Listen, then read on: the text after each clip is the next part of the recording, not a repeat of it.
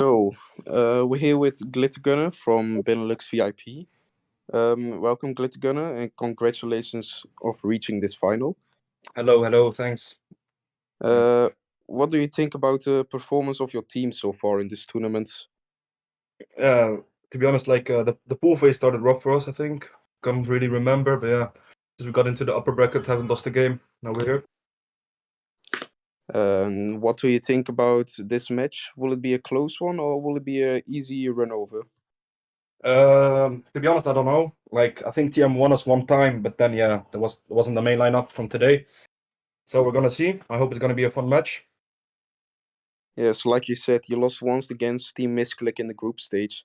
Are you guys coming for revenge against them? Yeah, that's the plan, you know. But yeah, it's Siege, so you won't know what's gonna happen.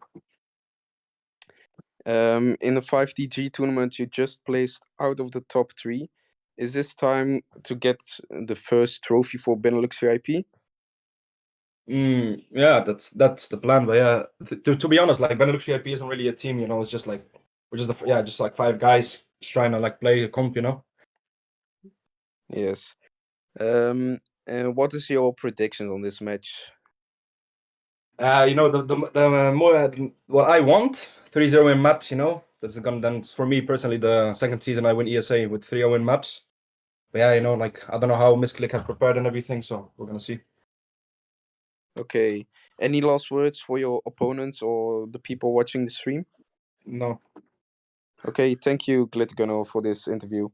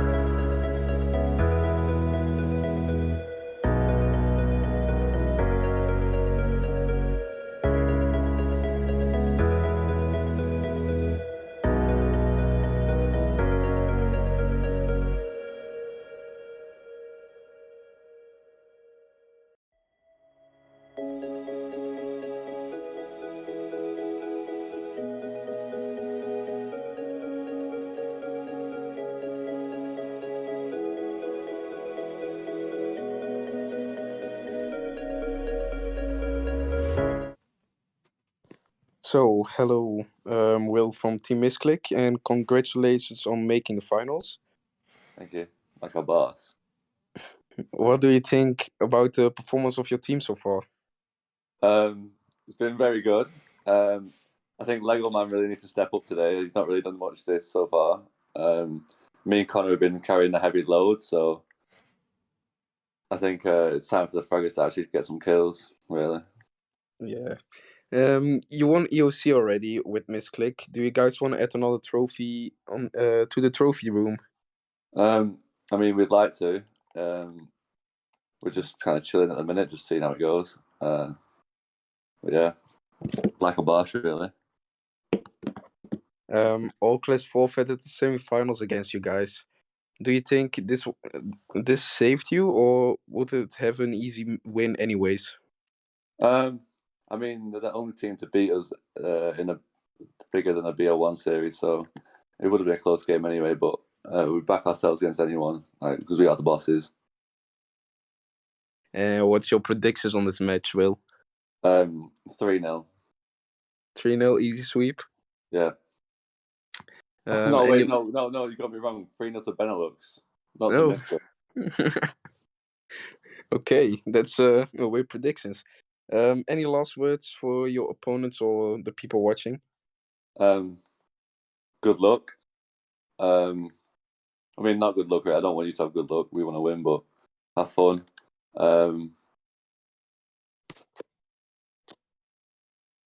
As it's a final, they're probably going to win. We have Pubman on our team after all. Yeah. He's never actually won a final, which quite hard to fathom. But just put him on that one operator you only can play. You can't really play any operators, if I'm honest. You have to stick him on something and hope he gets something. Yeah, that's rough. Okay, thank you, Will, for this interview. Thank you for having me, like a boss.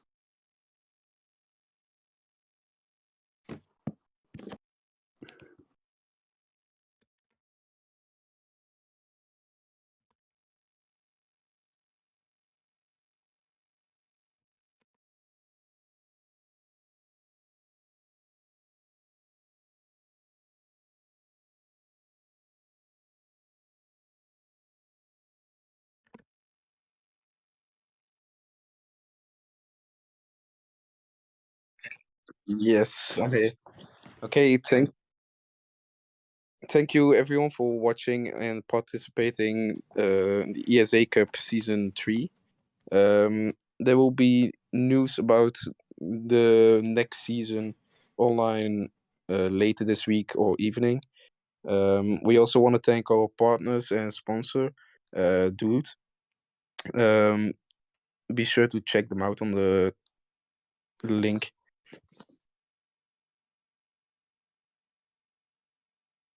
Okay, well, thank you very much, Rednecks. Thank you for your nice introduction. So, like you said, soon there will be more information coming from the ESA boards regarding like future events coming from ESA.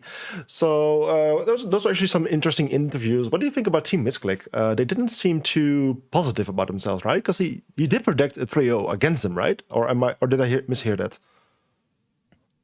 Yeah, I think Team Missclick just want to put themselves in that underdog role. They liked it the last time as well. So I think they just don't want to put any pressure on them. I see. Yeah, usually I try when I'm playing a match, I always try to go in as positively as possible because you really need the positivity for good morale in the team to perform in the end, you know? So I was actually shocked that he was predicting a 3-0 against them in their, against them. So that's actually very interesting to see. Well, either way, thank you, Rednecks, for coming on board to actually say a nice welcoming words to all the viewers out there. We're now going to transition into the match anytime soon. So I would like to thank you for your time here, and I'll talk to you later. Okay, thank you. Have a good day. Bye-bye.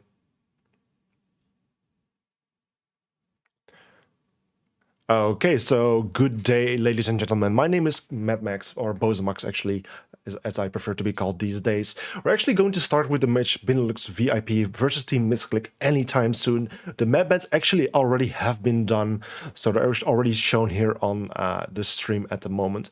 As you guys can see, we'll actually start on the map Clubhouse, where Benelux VIP will start on the defense, followed by Villa, where once again Benelux VIP will play on as defender, followed by Border with Benelux VIP as defender, with as fourth map Chalet, where Benelux VIP will play as an attacker, and the final map will actually be Team Park. This is actually a BO5 match, as you guys can see. Also, all matches will be played in unlimited overtime to make things extra spicy, and this will be very interesting to see. Also, to give you guys a heads up on how the ban system actually works right here, as Benelux VIP came out on top on the upper brackets, where Team Missclick came from the lower brackets, Benelux VIP was granted a how do you say, like an advantage to actually pick what kind of ban system they wanted to pick. In the end, they went for a very interesting ban and pick system, where Benelux VIP could start with picking a map before any map was banned at all. In this case, they picked Clubhouse for that. After that, 2 maps were banned by either team, followed by Team Missclick having 1 pick, followed by both teams having a ban either, and then followed by 2 picks, and then with Team Park as decider. So that's how the banning system has worked in this case. It's very interesting to see. I mean, I think it's a pretty good advantage there for Benelux VIP, that they could actually pick Clubhouse and do not have the risk that Team Missclick would bet it in front of their nose. So I think we should have some good expectations of Team Benelux VIP for the map Clubhouse, where they purposely picked that map above any other map, so I have some good expectations there. Unfortunately, Skyscraper has been banned once more, this time by Benelux VIP. This means that the whole Season 3 of ESA will actually go without Skyscraper being played a single time, which is absolutely remarkable. Skyscraper seems to be a very hated map. No one really likes to play there, and that's continuously shown here throughout the whole season of ESA. We're actually waiting for the players to be ready. I was hoping that they would already be here, but at the moment we're still waiting for them. So I'm actually going to transition to the same map and screen, but without my mic audio, but with some nice music. And hopefully in about 7 minutes, we'll be back with some gameplay for you guys. So please hold on and we'll be right back.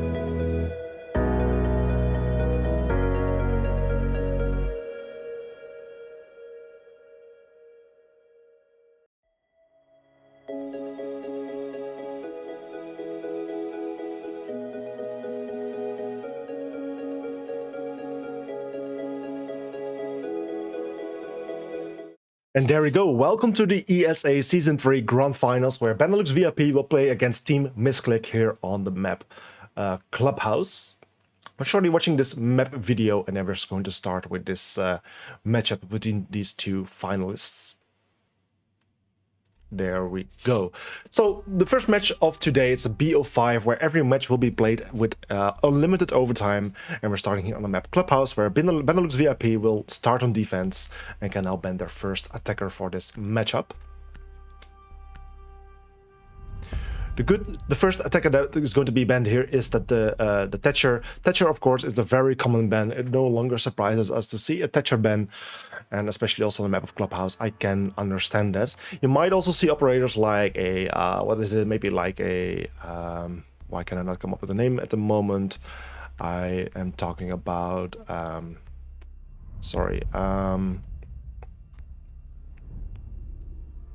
Maverick, of course, duh. I was talking about Maverick. Maverick is also one of those bans you might see, but in the end, yes, also Hibana is one of those operators that you might see banned on this map. There is various hatches, and who is better than Hibana than breaching any hatch? There's none. Hibana is the professional hard breacher for hatches, and therefore she is an excellent ban. We now will see the second defender ban coming from Team Missclick, and this is Mira. Mira also gets banned very regularly. Actually, if we look at the statistics for this competition, Mira is the second banned most defender. So for that reason, it's very understandable to see a Mira ban. She can be very strong on maps such as Clubhouse, and therefore I'm not surprised at all. Now the final question is, will we see a Kaid ban as response on the Thatcher ban? Yes, we do. I can totally understand that from Team Benelux VIP. They will start on defense, however, so it might have worked in their advantage. But still, when the Thatcher is off the board, it will be a bit more difficult to deal with any Kaid Electroclaw. And therefore, it's better safe than sorry to just ban him. So you won't need to deal with him anyway. Well, of course, you guys, this is the Benelux I'm saying. This is the ESA Season 3 Grand Finals, where there's a total of, what is the total of this? Let me just do some quick maths here.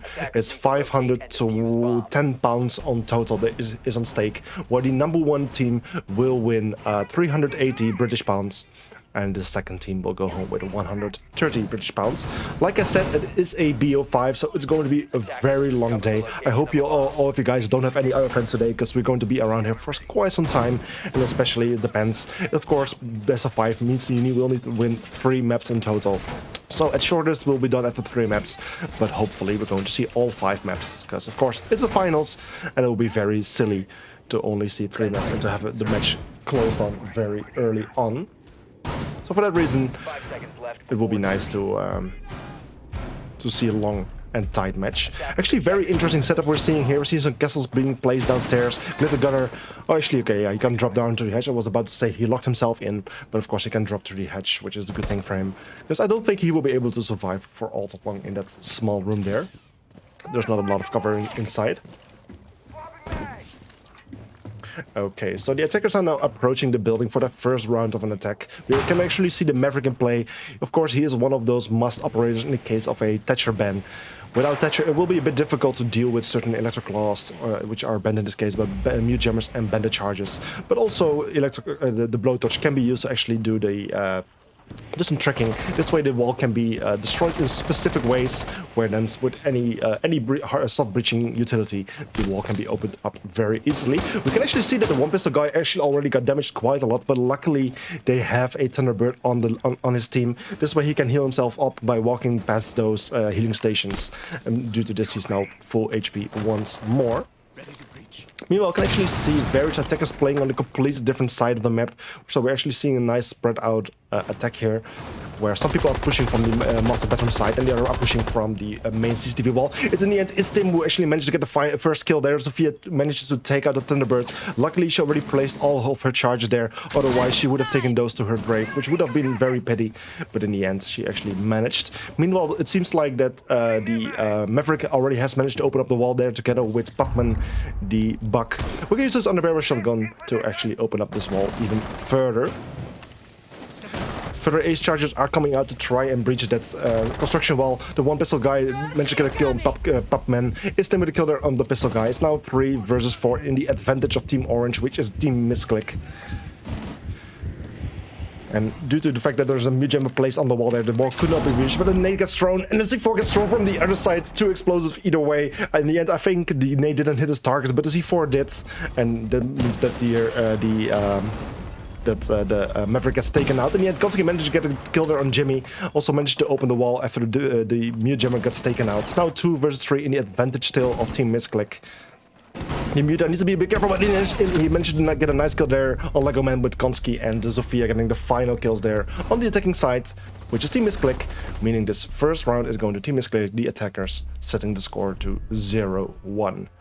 I actually have a prediction running in the chat. It's still running for another 2 minutes and 50 seconds. Of course, it's a 2-minute delay, so for you guys, when you hear this, it's only going to be 46 seconds. So take your time right now to cast your vote if you haven't yet, because this is going to be the only vote that's going to be there for this whole matchup. Attackers need to locate and defuse bombs. So yeah, my name is Max. I was supposed to be casting with Arya today, but unfortunately she wasn't feeling well today, and for that reason I'll be casting all alone here.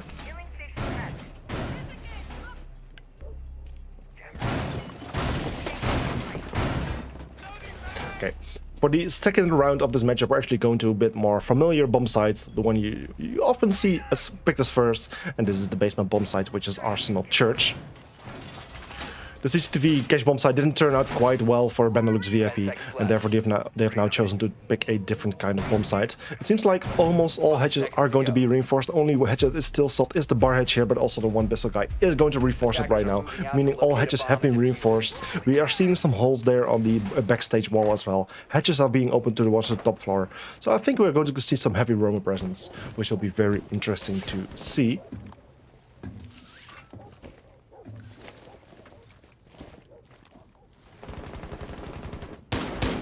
Attackers are doing the first approach, and actually already the gunner gets spotted early on and drew a very nice wallbang. Pupman actually managed to get the gunner very early on. Within the first 20-ish seconds, he has been taken out, which is a great win. And a second nice gilder on the one pistol guy. A beautiful double killer by Pupman TM, and a great way to start off this round with a nice 3-5 men's score. Of course, this is going to work out very well for the attacking team here, as they have already taken out 2 members on the side of Benelux, and that within a very short amount of time. They now can put a lot more focus on actually clearing the map, finding the remaining 3 defenders, which are probably all playing downstairs at this moment. Yes, they are. So in a very short time, likely the attackers will find out that this is the case, and then they can actually start focusing on the bomb site itself. We're seeing Pupman there with the underbarrel shotgun. He can use it to actually contest the bomb site from above. And then there's the Maverick and the Ace, who in the end can go for the wall and hatch bridges, which they will need to create some extra entry points and lines of sight towards the bomb site. We're seeing a lot of drone work going on at the moment. Actually, 4 players in total were droning at that moment. So I think that Team Missclick is now fully aware that all defenders are playing downstairs, and this is their moment to actually start focusing on the bomb site itself. The blowtorch comes out from the Maverick. He will start breaching the bar hatch at the moment, and in a very short time he will be able to breach it as well. Also, Pupman actually has the secondary hard breach gadgets. Also, he can use it to open up certain hatches, and then Konski will actually be able to use both of his, all 3 of his ace charges to in the end breach, for example, the church wall.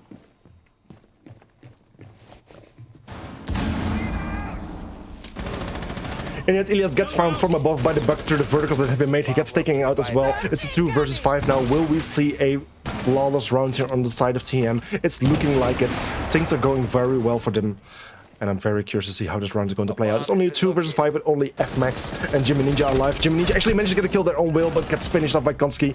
FMax managed to get a kill on Pupman, and then it is taking out FMax, the final defender, meaning this round will go to the attacking team once more, setting the score to 0-2.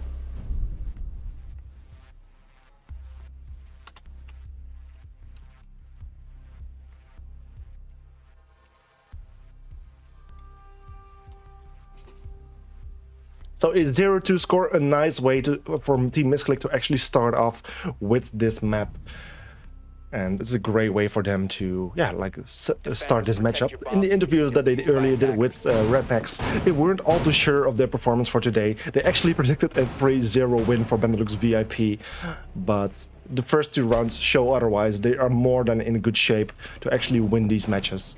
and I'm very curious to see how this whole matchup, all 5 maps, are going to play out. But we'll see at least 3 maps today. If one team is going to win 3 maps in a row, then it's going to be a fairly short day. I mean, fairly short. It can still take 3 to 4 hours in total, but it will be much more nice to actually see teams win by turn. So we're actually going to see all 5 maps in the end. 5 seconds remaining. Okay. After we're seeing a fairly similar lineup, I think it will just be like a new try for Benelux VIP. They're just going to have a second try on this map, on this bomb site. The first time didn't work out as well, but they're now just going to try again. It's actually interesting to see a blitz in play.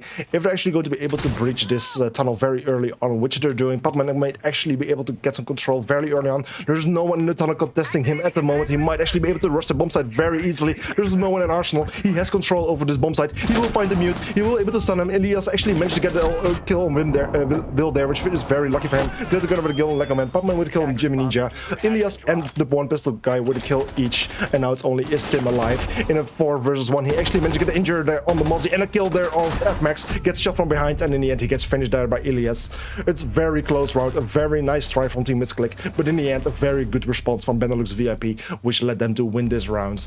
And finally 1 point is going to Benelux VIP, setting the score to 1-2. I'm actually very curious to see what you guys have predicted for this matchup, because we actually did a prediction here in the Twitch chat, but also in Twitter. So I'm actually going to check how that has turned out. A total of 9 people has cast their vote here on Twitch. 6 people voting for Team Missclick and only 3 people voting for Benelux VIP. If we're actually going to Twitter as well, I'm going to check what the votes have been doing right there, because also the voting has closed down right there as well.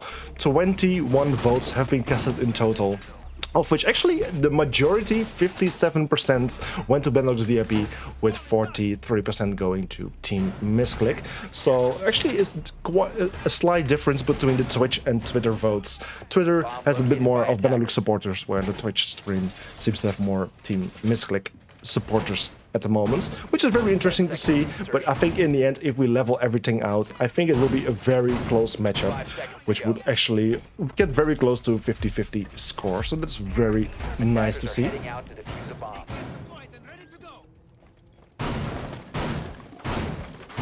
Personally, I'm really hoping to see many overtimes today, and in the end that both teams win 2 maps at least. So we're going to the 5th map, which in the end would be, if I'm saying it correctly, which was going to be Team Park, I believe? Yeah, Team Park should be the decider for today. Well, either way, we're now playing on the CCTV cache bomb site. It hasn't been, it has been played before, and actually, no, sorry, it hasn't been. I'm actually confused now.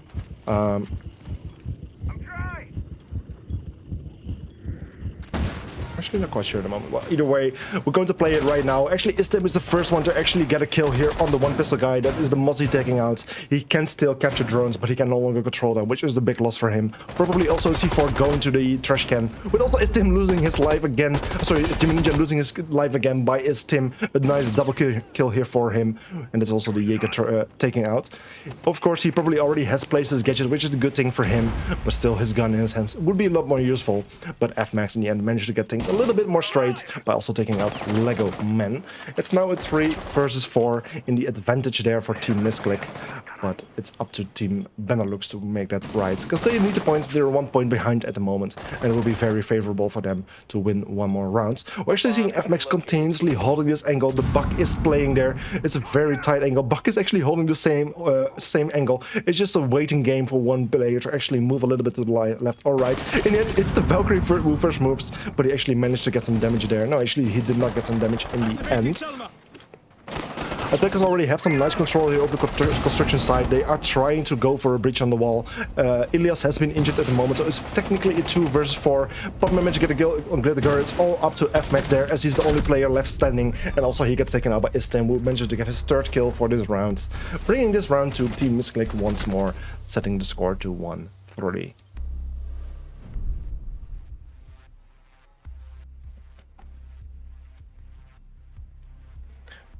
So yeah, a 2-score difference at the moment in the favor of Team Missclick. They're really Yeah, they're really playing well. They're having some good attack strategies here. This was actually a map picked by Benelux VIP. I can actually pick that screen right now.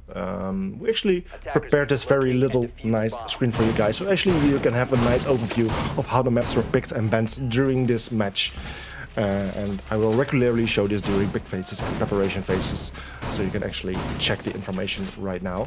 To give you a quick heads up on how the ban system actually worked, because of Benelux VIP coming from the upper bracket level, they actually got to pick which kind of banning system they wanted. And in the end they picked for a very interesting one, where they got to pick a map at first, followed by 2 bans from either team, followed by a pick from Team Missclick, followed by a ban from either team, a pick from either team, and then a decider left.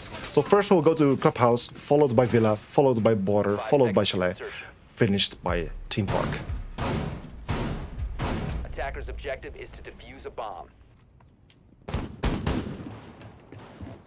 So now we'll go to the master bedroom gym bomb site. Always a very interesting bomb site in my opinion. I always like to play it. Clubhouse really has 3 pretty good bomb sites with one that's less good. It does get picked sometimes in some cases, especially at the higher levels. There's some teams willing and daring to actually pick it. I'm talking about bar stage, of course, but I don't really expect it to see it today. It's a very tricky bomb site and it's difficult to play on.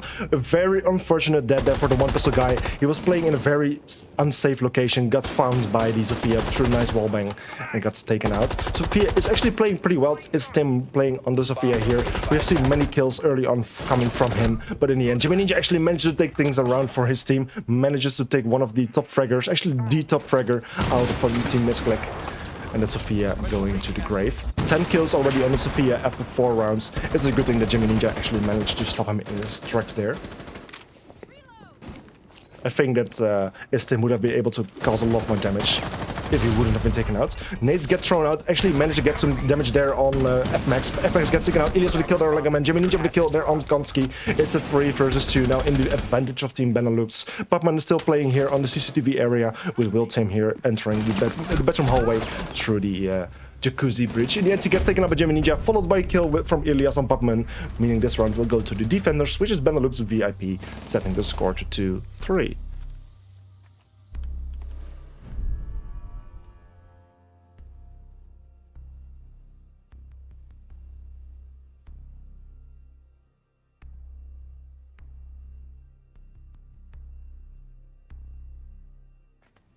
Okay, so now nice 2-3 score between these two teams. We will now go to the 6th round and the final round before we will see the role swap. The question is, what will happen right now? Will Team Benelux take one more round and we will see a 3-3 score role swap, which is fairly good for either team. It's actually in the end Team Missclick will pick the attack here, so they're actually doing well on their side pick, but it will be a nice accomplishment for Benelux VIP to actually win one more round to make it a 3-3. But if Team Missclick wins, it will be a 2-4. But we will have the role swap, where Team Missclick will need to defend, and Benelux VIP will need to attack after that.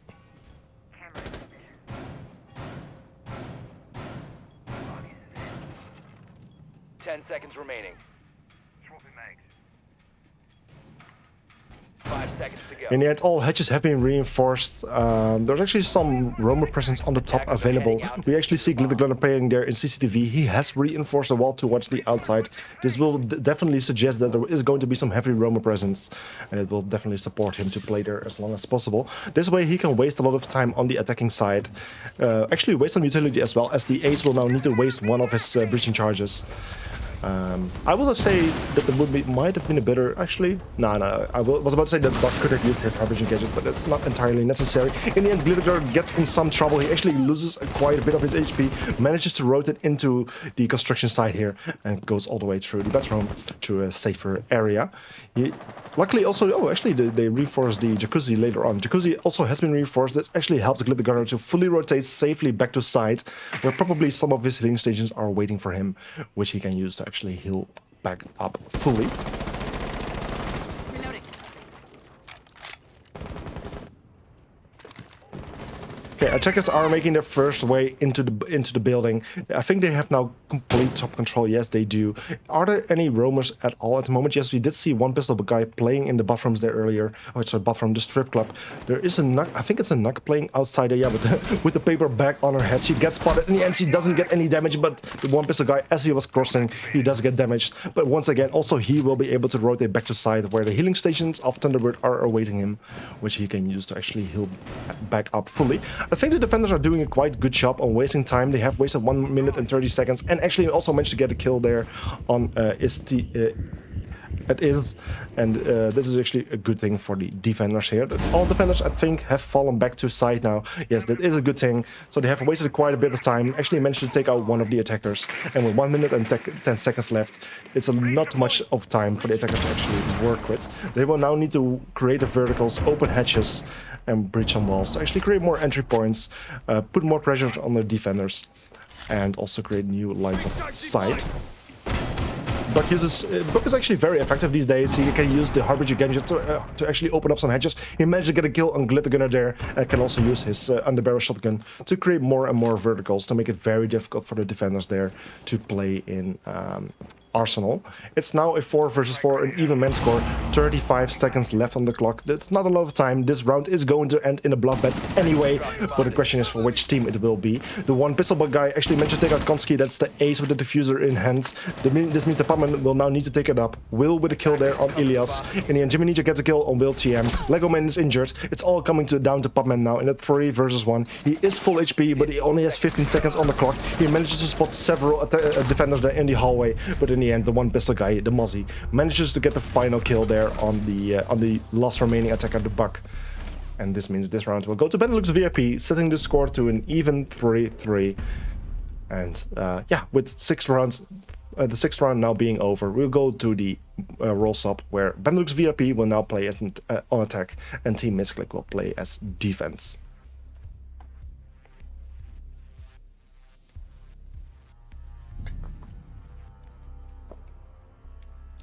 It's actually a good moment to look at the scoreboard. We can actually say is actually having 10 kills at the moment, which is quite impressive. Pupman followed by 7 kills, with the rest of his team taking things a little bit slower. Will with 2, Konski with 3, and Lego Man still playing things a bit quietly with 0 kills. On the other side, Elias with 9 kills, which is also good to see. 9 and 4 kills there for Jimmy Ninja and the one pistol guy, followed by Glitter Gunner and FMAX with 1 and 2 kills. Well, now Team Missclick is going for the defense. They're picking the CCTV cache bomb site for the first round, where we'll see a fairly default setup. Garage is being reinforced. The CCTV wall has been reinforced. The walls towards construction have been reinforced.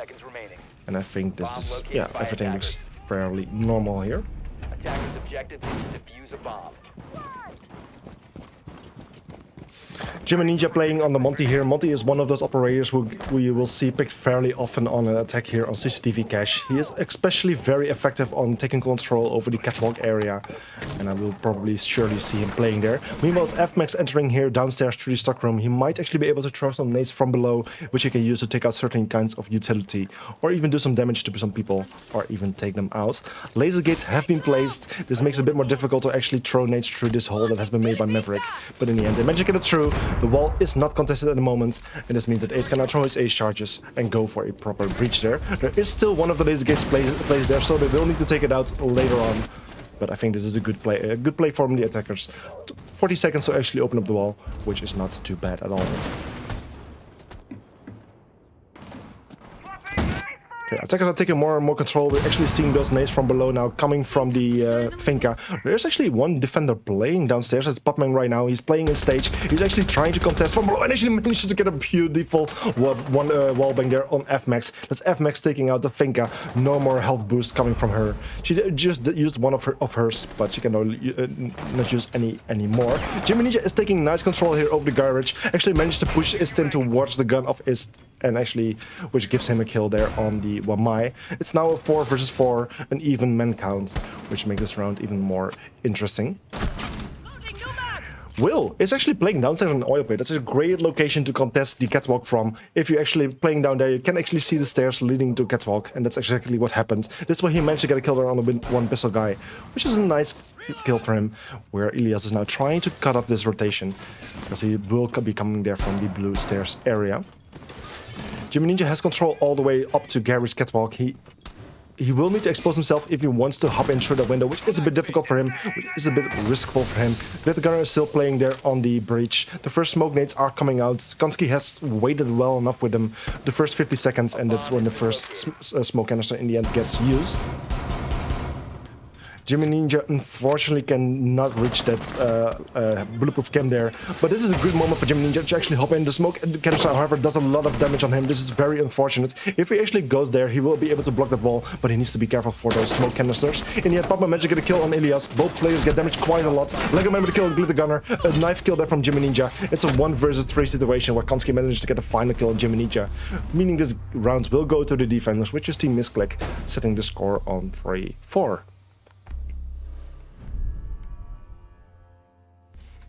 So a 3-4 score. Team Missclick securing the advantage, the score advantage once more. The lead, I should say.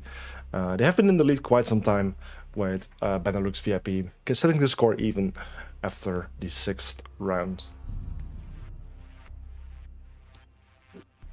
Attackers need to locate and defuse bombs.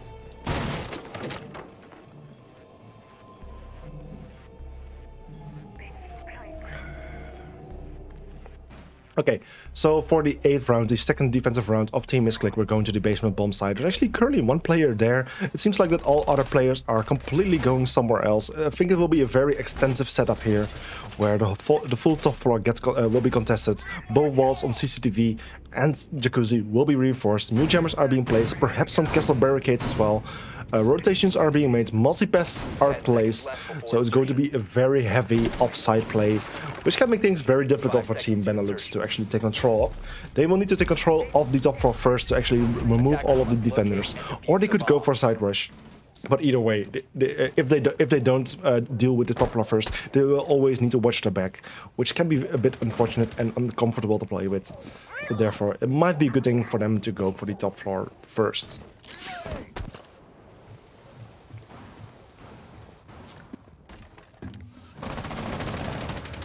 Jimmy Ninja actually gets in some trouble there. It seems like that the Vigil was playing there on the blue stair area. He actually managed to get some damage there on the Vigil there as well. But in the end, both players actually managed to get away, which is a good thing for both of them. There's no Thunderbird in play on the defensive side, so the Vigil won't be able to heal himself. But the Finka is in play on the attacking side, so that's a good thing for Jimmy Ninja there.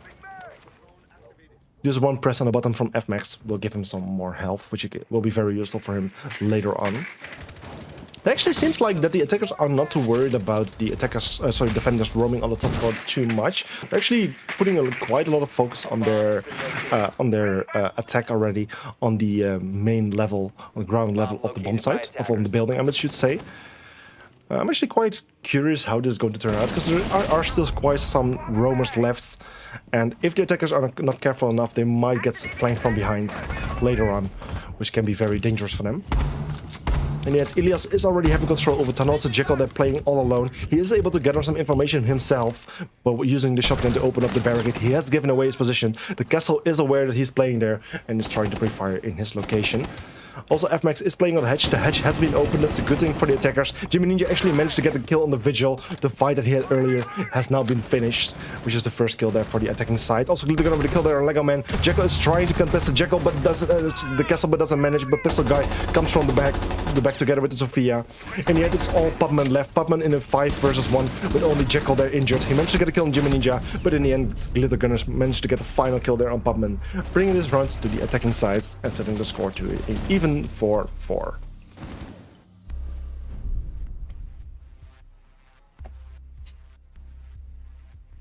So the first map of today is starting out quite tense. It's a nice even 4-4 score, which is exactly what I'm hoping to see. It will be great to actually go to overtime. In case you guys missed it, it's written in the top left and in the stream title. UOT, which means a limited overtime. So usually when you go to overtime, the rounds of the match will be expanded with a maximum of 3 rounds, of which the first team who wins 2 rounds will actually win the match. Things will be different today. Every match will be played in a limited overtime format, meaning that there's a limited amount of rounds in the overtime, and just about which team scores 2 rounds in a row first. So it can still end with a 8-6 score, but in the end it's also possible to have a 10-8 score, 11-9 score, etc. So that's very interesting to see. I think it's a very good thing from the board of ESA to actually pick both BO5 and the unlimited overtime for their finals. Because in the end it will be very sad if your finals get limited by only playing 3 maps maximum and only playing, what is it, how many rounds?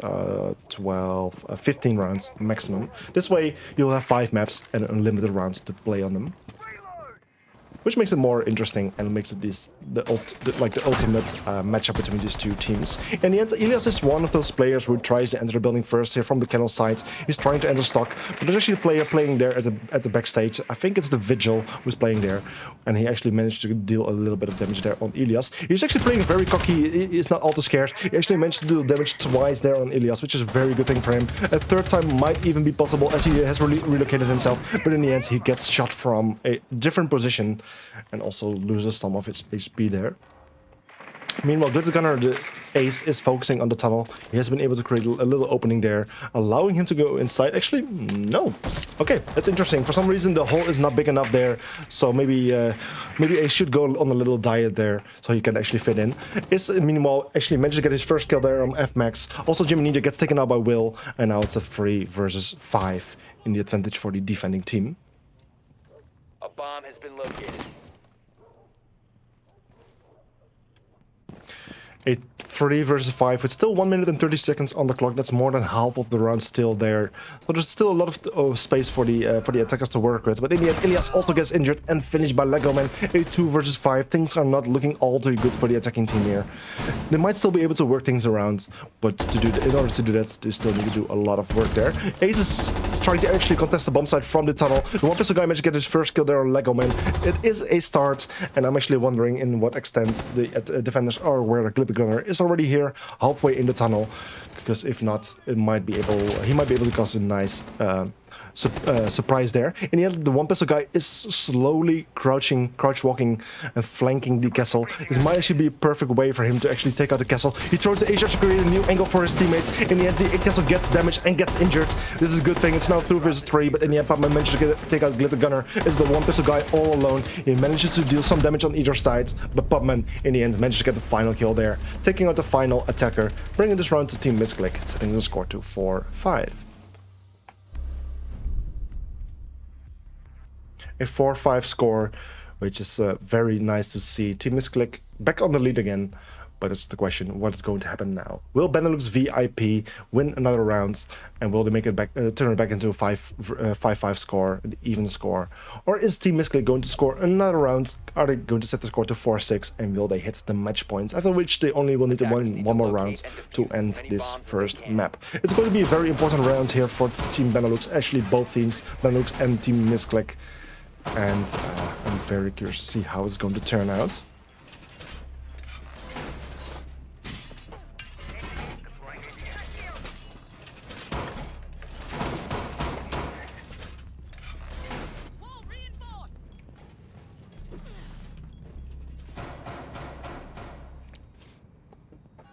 Okay, well, we're back to CCTV cache bomb sites. We have seen it before. Garage is partly reinforced. The main CCTV wall is fully reinforced. For some reason, construction isn't reinforced, but only the outside wall is.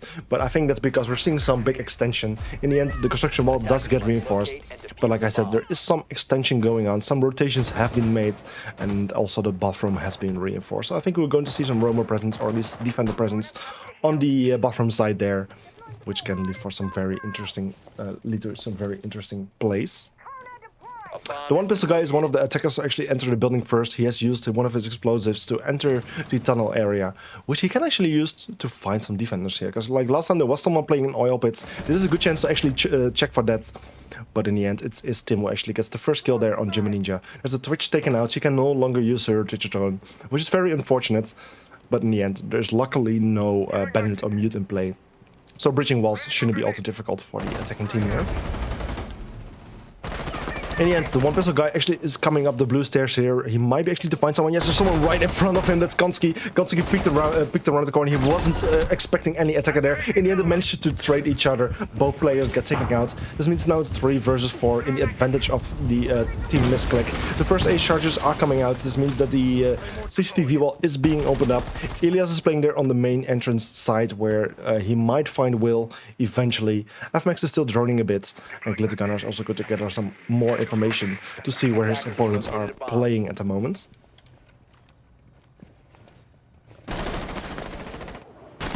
FMAX is trying to enter the building, but is very well playing. He's very well at contesting this area. He managed to get a kill, his second kill there on Elias. Triple kill for him in total of this round. This means that it's all coming down to Glittergunner here in a 1 versus 4 situation. 1 minute and 20 seconds on the clock, so there is still some time for him to work with. But in the end, Butman is playing in the bar, has this nice sneaky angle there on the stock entrance. Manages to take out the final attacker, meaning this round will also go to Team Missclick, setting the score to 4-6, meaning that Team Missclick will now be on match point.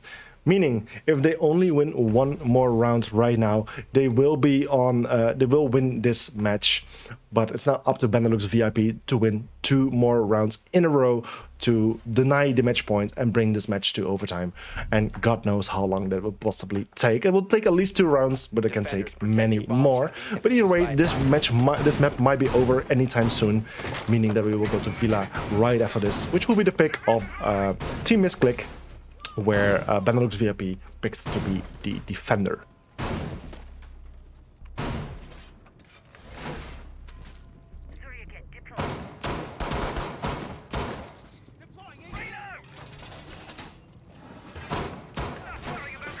Okay. Okay. I think it's a... No, it's not just a third-person bug. Okay. Yeah. Okay. Interesting. We're seeing some interesting visual bugs going on right now. It's definitely a spectator issue, which shouldn't bother the players too much. If you guys actually don't mind, I'm going to quickly write a message to the board if they can check this, to check my perspective and ask what they want me to do with this. Do they want to rehost, or do they want me to finish this match anyway? First, actually, the player to get a kill is actually the one pistol guy. He's playing as Yana. Actually managed to take out Konski there very early on. That's the Mute losing his life, which is very interesting.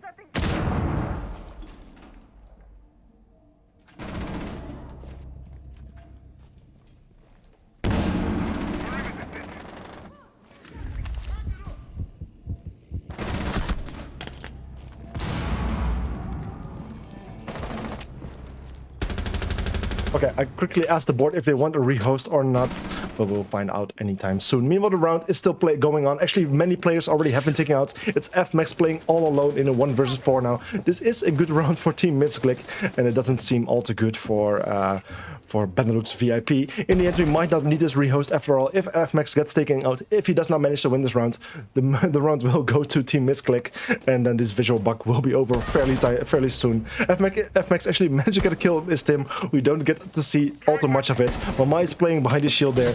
Ace charge gets thrown out to create more lights of sight and entry points. And actually still 1 minute and 30 seconds on the clock. It's all coming down to FMAX here. It's a 1 versus 3 situation. It's actually Missclick being a very good situation here. If they manage to take out FMAX here, if FMAX does not manage to win this round, then this match will be over, or this map will be over, I should say. And then we will go to a second map. Yeah, to the second map. Okay, FMAX actually managed to get into the bomb site. He actually managed to find one of the players. There's Lego Man taking him out. But in the end, Bubman managed to get the final kill. Meaning this round will go to Team Missclick, setting this match to a 4-7 score in the advantage of Team Missclick here. Okay, even the MVP board is completely bugged out.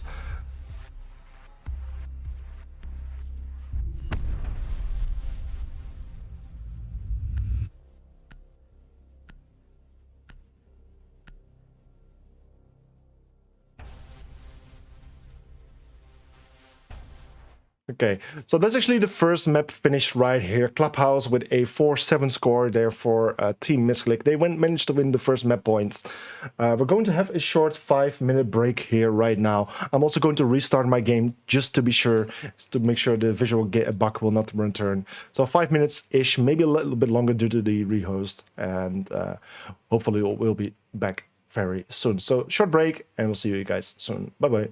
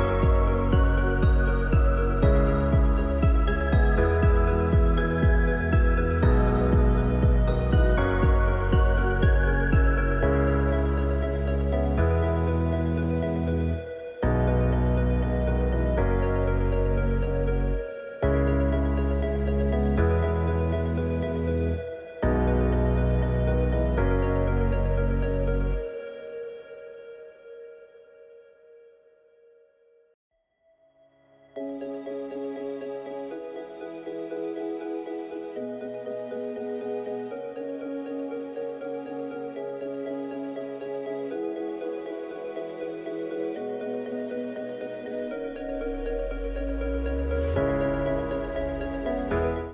welcome back to the second match of today, which is Villa. We will now go to the second map, like I say, where, let me just quickly check, where it will be Benelux VIP versus Team Missclick, with Benelux VIP on defense and Team Missclick on the attack. This was a pick by Team Missclick, where Benelux VIP has chosen to go for the attacking role.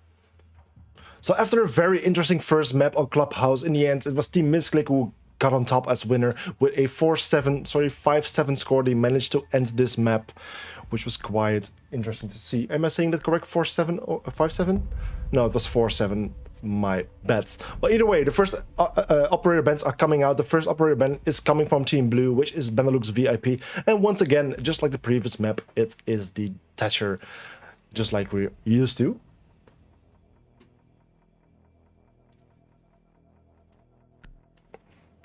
So Jackal is of a Thatcher is off the board. It's followed by a Nuck. That's actually very interesting ban. Nuck is one of those operators that doesn't get picked and banned that often.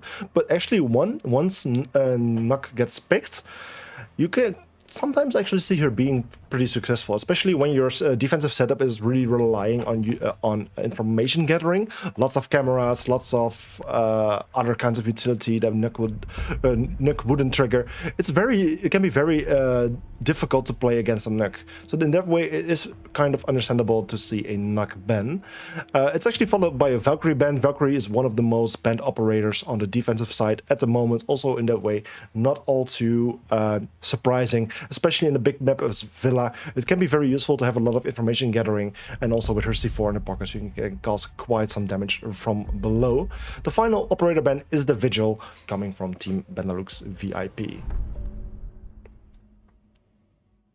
So now we're actually going to the first round of the second map. It's currently Team Missclick in the lead with 1 map point. But the second map, perhaps Benelux VIP manages to wake up a little bit, fight back a bit more. Because 4-7, it was a bit close, but in the end, it was definitely for sure Team Missclick who was the stronger team on that matchup.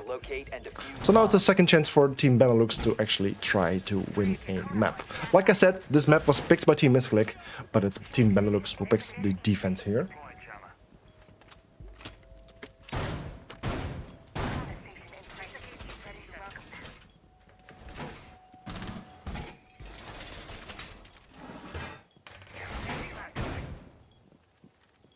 Bomb located by attackers. Okay. Just was checking the final things on the organizational side, but everything is good, so we can actually start with this matchup here. So we're actually going for the first round here on the kitchen dining bomb side, which is fairly interesting. We're seeing some extension happening on the top floor as well. Various rotation holes and angles are being created, punch holes with the Aruni fists, which you can of course use to do quite some damage to soft walls. Meanwhile, the attack has started. The destroy is one of the first bodies to enter the building, using her Twitch drone to take out some of the default camps, which can make sure that some of the attacking IDs do not get spotted by the defenders. It can sometimes be valuable to hide those IDs, so the defending team does not know what they're dealing with. Meanwhile, various attackers are entering from the ground level down. Jimmy Ninja is also playing there fairly close. I believe there's another player in that area. Yeah, that's the one pistol guy playing here on the red stairs. So we might actually see some contact between attackers and defenders quite soon. Also, some first shots are being fired there on Lego Man, almost hitting him as well. He needs to be a bit careful, but he has a very nice punch hole, manages to find Jimmy Ninja, doing quite some damage. But in the end, Jimmy Ninja can walk past the Thunderbird healing stations to actually heal himself back up, and that way the damage gets reduced quite a lot. And actually, he managed to fully heal himself back up as well, which is nice to see. So the round is stalling, even though the attackers are super close to the bomb site. Not too much is happening at the moment. They're still gathering some information, but in the end, it is the Frost who gets the first kill. She has rotated to the upper level, is now playing in statuary room, and actually has managed to find the head of Lego Man, which caused him to find it out. Is it actually the hole there that he used to manage to get the kill? It might be so. In the end, also Gonski gets some trouble there. He gets damaged quite a lot, loses some of his HP. Will Tim is coming up here. He actually managed to find Jimmy Ninja there in the pantry. Unfortunately, there is a laser gate placed there. He will need to deal with it in order to proceed there, or just walk through it and gets damaged quite a lot. In the end, Pupman also managed to get a kill there on FMAX. It's now 3 versus 4 in advantage for Team Missclick. Also, Skonski is on site. If he actually gets a little bit further, he will be able to go for plants. Elias with the kill there on Is. It's now 3 versus 3 with an even score. A bulletproof cam is causing some trouble for the attacking team there, because they can actually spot the planter. In the end, Elias throws his C4 to deny the plant, and then the one pistol guy and Elias both get a kill as well. Winning this first round will go to the defending team. And now the score is 1-0 in the advantage of Benelux VIP.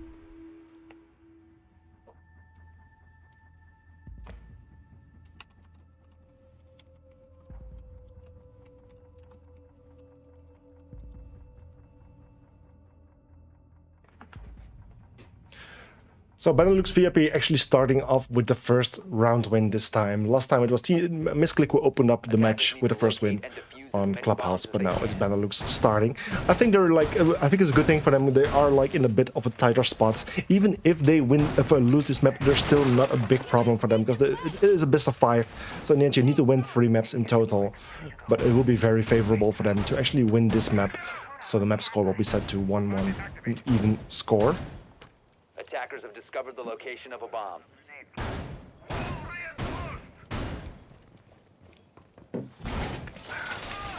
So for the second defensive round of Team Benelux, we're going to Statuary Trophy bomb site, which is always a nice bomb site to play. We're actually seeing a very usual defense these days. At least we're seeing this defensive strategy quite a lot these days. Some holes are being made, some reinforcements are being placed, and therefore it's very difficult to actually contest the master bedroom site. There's also a small extension towards the study site, which also makes it more difficult to get some control on that side as well. Well, the first attackers are actually entering the building. An explosion was shot from Zofia. What did she actually blow up there? I'm not quite sure what she used her... Was it to deal with a frost? No, they don't have frost. I'm actually not entirely sure what the Zofia actually just did with her launcher. Maybe we'll find out later. Attackers are already putting quite some pressure there from the window sides. Actually, it's Tim, Is who actually managed to get his first kill there on Ilias. That's the first defender taking out. That's the mute who loses his life and who's now off the board. Meanwhile, Konski is actually playing there on the mountain, gaining quite some ground. It's FMAX with a kill there on Lego, Pupman with a kill on FMAX. And then Pupman with another kill there on the one pistol guy. Also, Jimmy Ninja is injured. This is all coming down to Glitter Gunner after a triple kill was made. And then it's Is with a final kill there on Glitter Gunner, bringing this round to the attackers. Team Missclick, Team Orange, setting the score to 1-1. A 1-1 score now between these two teams. A very nice and even score once again, just like we saw in the previous map. The question is, to which team will this map go? Because in the end, they're fighting for quite a nice prize pool. Like I said, there is the prize pool was a total of 590 British pounds, which is kind of equal to about 720 euros. But in the end, the third place already is known. That's Oculus. They got home with 80 pounds, which is about equivalent to 95 euros. But these two teams are obviously playing for the second and first place, where the second place will go home with 130 pounds, kind of equal to 160 euros, and the first team will go home with 380 British pounds, which is equal to about 460 euros. That's quite a nice prize pool if you're asking me. So of course, both of these teams really want to win this, because it's some nice money that you can spend on some nice things. 5 seconds left. I think also winning a competition like ESA Season 3, which is on Wikipedia, will actually give these teams, both for the team and for the players, quite some nice points, which they can actually use in the end to work towards their own Wikipedia page. If you score enough points by winning and performing well, you will get your own personal Wikipedia page, which is pretty cool. There's actually some players in this competition which do have it, which are Jamalski and Ilias in the end. But either way, the match is going on, the round is playing. First attackers are again stacking up at the window area. FMax managed to get his first kill with the C4 there on Pupman. The Pupman taking out the Twitch with a nice C4 kill there coming from FMax, the Thunderbirds. This means it's now 5 versus 4, and that's within the first minute, which is quite good for the defenders there. In the end, Ilias does get in some trouble there. He did expose himself. In the end, he has a shotgun, which is quite good. Actually, Frost Trap works very well on Lego Man and causes a very easy kill for Ilias, but in the end, Will is there to trade him. And actually, in the end, so Ilias gets taken out as well. And the second kill coming from Will takes out Glitter Gunner there as well. It's a 3 versus 3 now with an equal man count and things. The advantage that Benelux had in the first bit of this round is now completely gone, and like I said, it's now even once more. FMax is playing in a quite interesting location. If he doesn't get drone, there's a drone right in front of him, which might actually be muted. No, it was just checked, so the attackers are aware of his position. But anyway, he managed to get a kill there on Will. It's now a 3 versus 2. He's still playing in bathroom, but in the end, Gonski managed to get a kill on FMax. A 2 versus 2 once more, where the attackers are both playing in the master bedroom side. Jimmy Ninja is playing here near landing, trying to contest the master bedroom door, where the one pistol guy is playing in trophy, trying to contest both of the entry points, which would be the master bedroom wall, master bedroom door, and the bathroom. So I think the one pistol guy is in quite a difficult position there, especially with Jimmy Ninja on landing at the moment. Pistol guy even fell back all the way to trophy entrance. This gives Skonski quite some room to actually enter the building a bit more. He's now inside trophy room. He could potentially go for plant. He managed to find the Jaeger there playing on the hallway. He now goes for the plants. What he doesn't know is that the one pistol guy is quite close. Wallbang would be possible, but unfortunately he doesn't hit the shots, and it's coming from behind, taking the kill there on the Frost, meaning this round will go to the attacking team, which is Team Missclick, setting the score to 1-2, with Team Missclick now on the leads once more.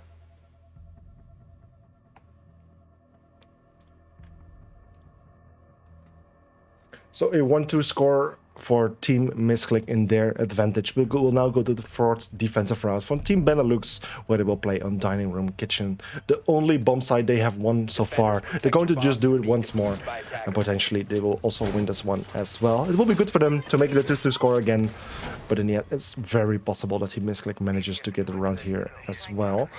It is actually the defense pick was picked by Benelux, so I am hoping for them that they will actually get some rounds out of it. It will be very favorable for them, because if they don't manage to win this map, things won't look all too good for them. It won't be over, because this is a BO5, but in the end, things won't look too good.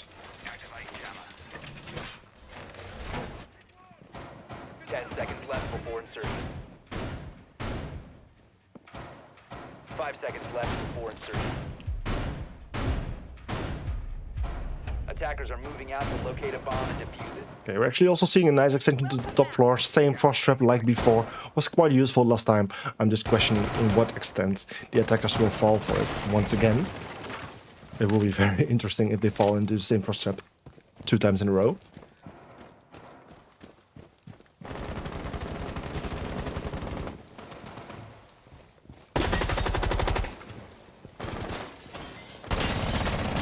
Attackers are once again stacking up at various windows, various doorways. This way it will be very difficult for the defenders to actually play on site, as the attackers are completely surrounding them. Actually, first damage actually goes towards Lego Man. He is able to revive himself. I think he fell into frost traps, so frost traps once again are very useful, but it's good the gunner who managed to take him out anyway, even after the Finka managed to revive herself. In the end, also Will is playing on the outside there together with Konski. If Konski doesn't check himself, he might fall for first but in the end, it's the gunner that managed to find his head. The native Wilter managed to get the gunner. His team is injured and finished there by FMax. It's now a 4 versus 2 in the advantage of Benelux VIP. Will they be able to hold this advantage, or will they in the end be able to? Or will in the end Team Missclick be able to fight back and turn it into an equal 2-2? If Benelux VIP will be smart, they will be playing it a bit more safe right now, playing it on time, holding nice angles and crossfires, and then they should be fine to actually win this round.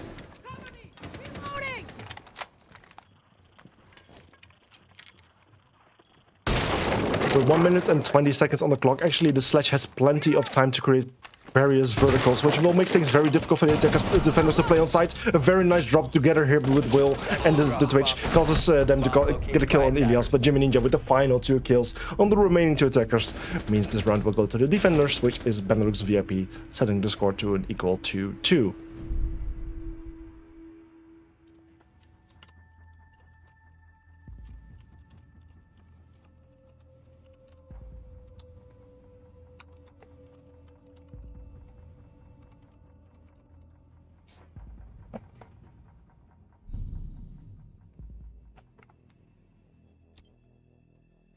Attackers need to locate and defuse as many bombs as they can.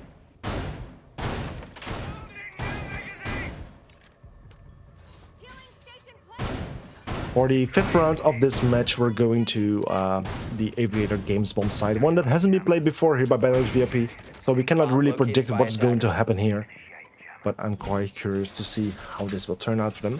Like I said, they are 1 map point behind on Team Missclick, so this would be a good way for them to actually win a map.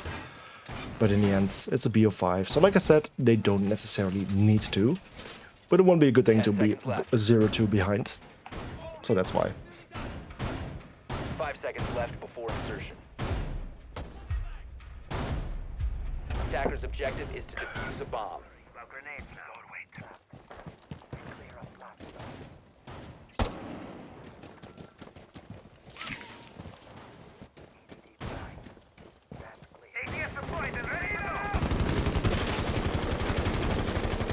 Yeah, the first attackers are trying to surround the building just like previous times. They're mostly stacking up around the master bedroom area.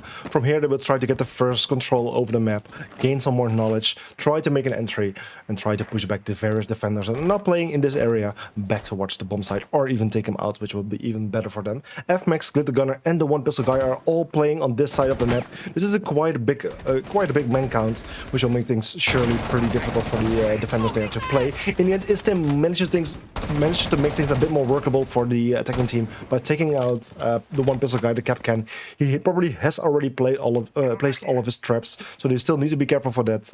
But that's 1 man less to deal with, which is a good thing for them, and it will be a bit more easy for them to actually take control over the side of the map. Actually, pretty much everyone fell back. It's still FMax playing there on the bottom of the back stairs, so he might be able to go for flank if he doesn't get spotted.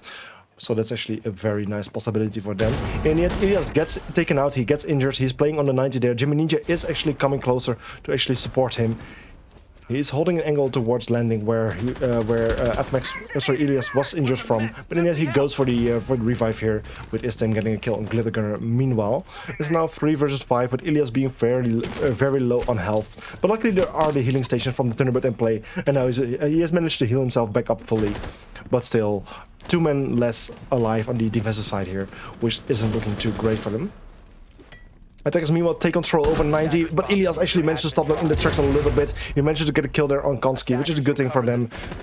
But he managed to escape the second attacker playing there. Is actually managed to get his 2nd kill and 4th kill for this round. He's now on a quad kill. Will he get the ace? It's all Ilias. He's all alone here in a 1 versus 4 situation. Plant is going down from Will, and then Lego Man who gets a final kill there on Ilias, bringing this round to Team Missclick with a 2-3 score and a beautiful quad kill there on this side of... who was it again? Was it Will? I believe it was... Am I saying it correct? Was it Will? Or was it Is? I'm not 100% sure anymore, sorry.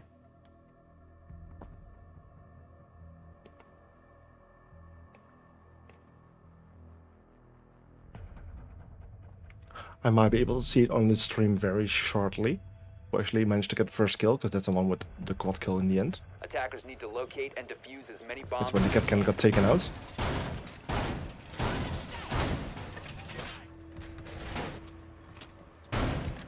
Yeah, it is the Zofia in the end who managed to get the quad kill there.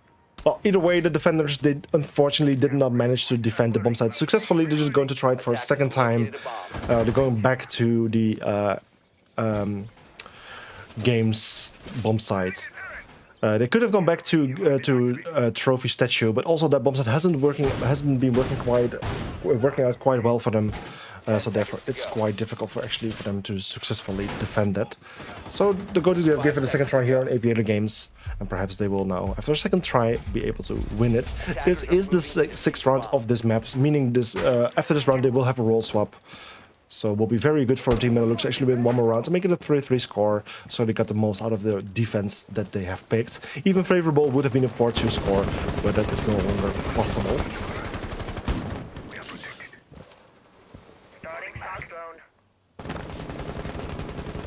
Well, once again, we're seeing a kind of repetitive approach from the attackers here, mostly sticking up at the master bedroom side, trying to make their first entry on this side of the building. They have been doing that quite well so far, with only 2 rounds losing at the moment.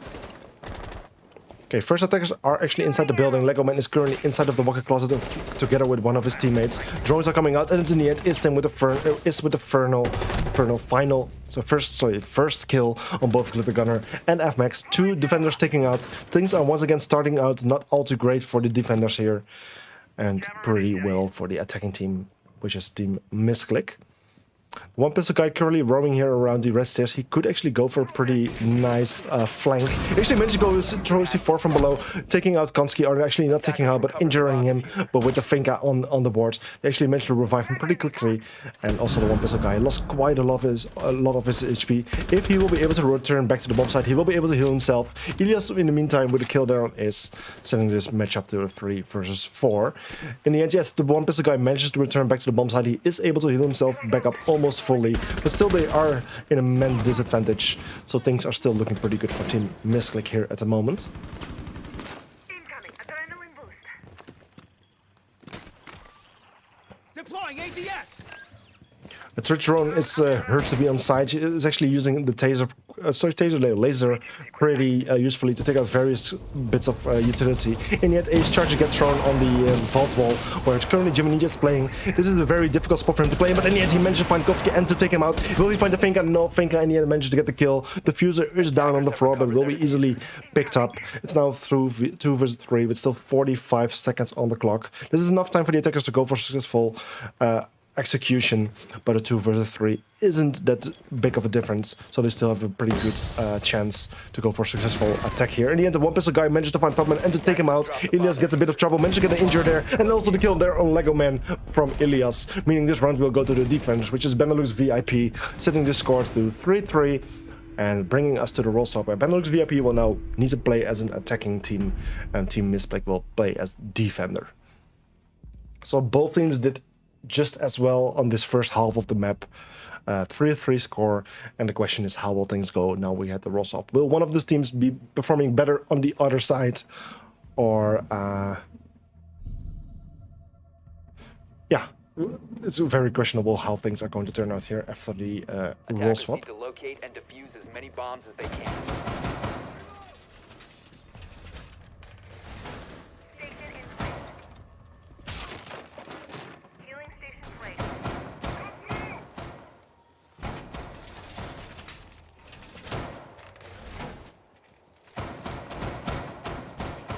Okay, so for the first defensive route of Team Missclick, we're actually going to the Aviator Games bomb site, one that was played 2 times by Benelux VIP, actually the last 2 rounds of their first half. And Team Missclick is going to start with this. We're actually seeing an expansion. Yes, we're seeing expansion all the way to Master Bedroom, which might be a good thing. This way they can hold off the attacking team as long as possible, just like Team Benelux did. Team Benelux didn't do a huge job on that. They were struggling a lot and lost a lot of men count of a lot of players on that side. Perhaps Team Missclick will be a bit more successful on that, but we are about to see that. It's now up to Team Benelux to go for the attacking.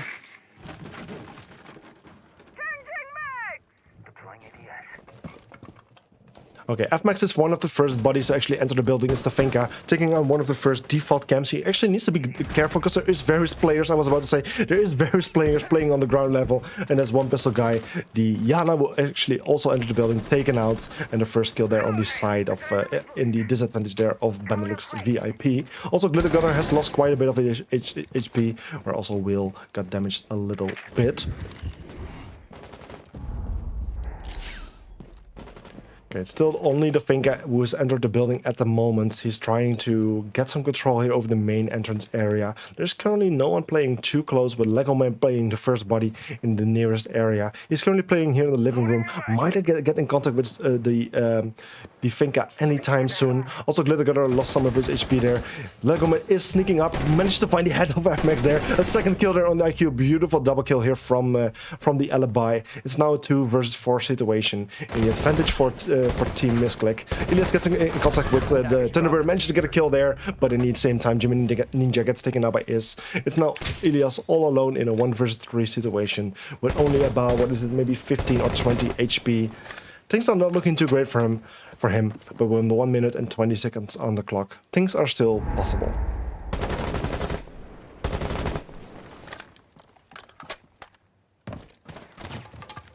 It's not really up to Elias to find a proper way to approach the building, enter the bomb site. Also, the diffuser is down on the floor here, so he will need to retrieve that. And in the end, it is hiding sneakily behind the piano, who managed to find the feet of the last player, Elias. And in the end, he managed to kill the final attacker, meaning this round will go to the defending team, which is Team Missclick, sending the score to 3-4.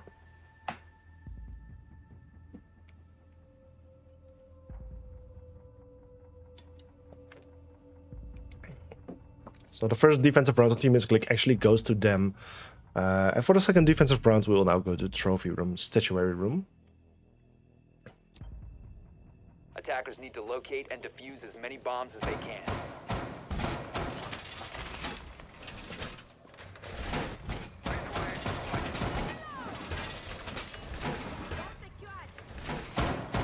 Okay, so like I said, for the second round, we'll go to Trophy Statuary, a bomb site that has been played 2 times, also by Benelux VIP. They didn't manage to win it a single time in the end, if I'm correct. Yes, I am. They didn't manage to win it a single time. They played it 2 times, and it's now up to Team Missclick to play it. 5 seconds to insertion. Attacker's objective is to locate a bomb and defuse it.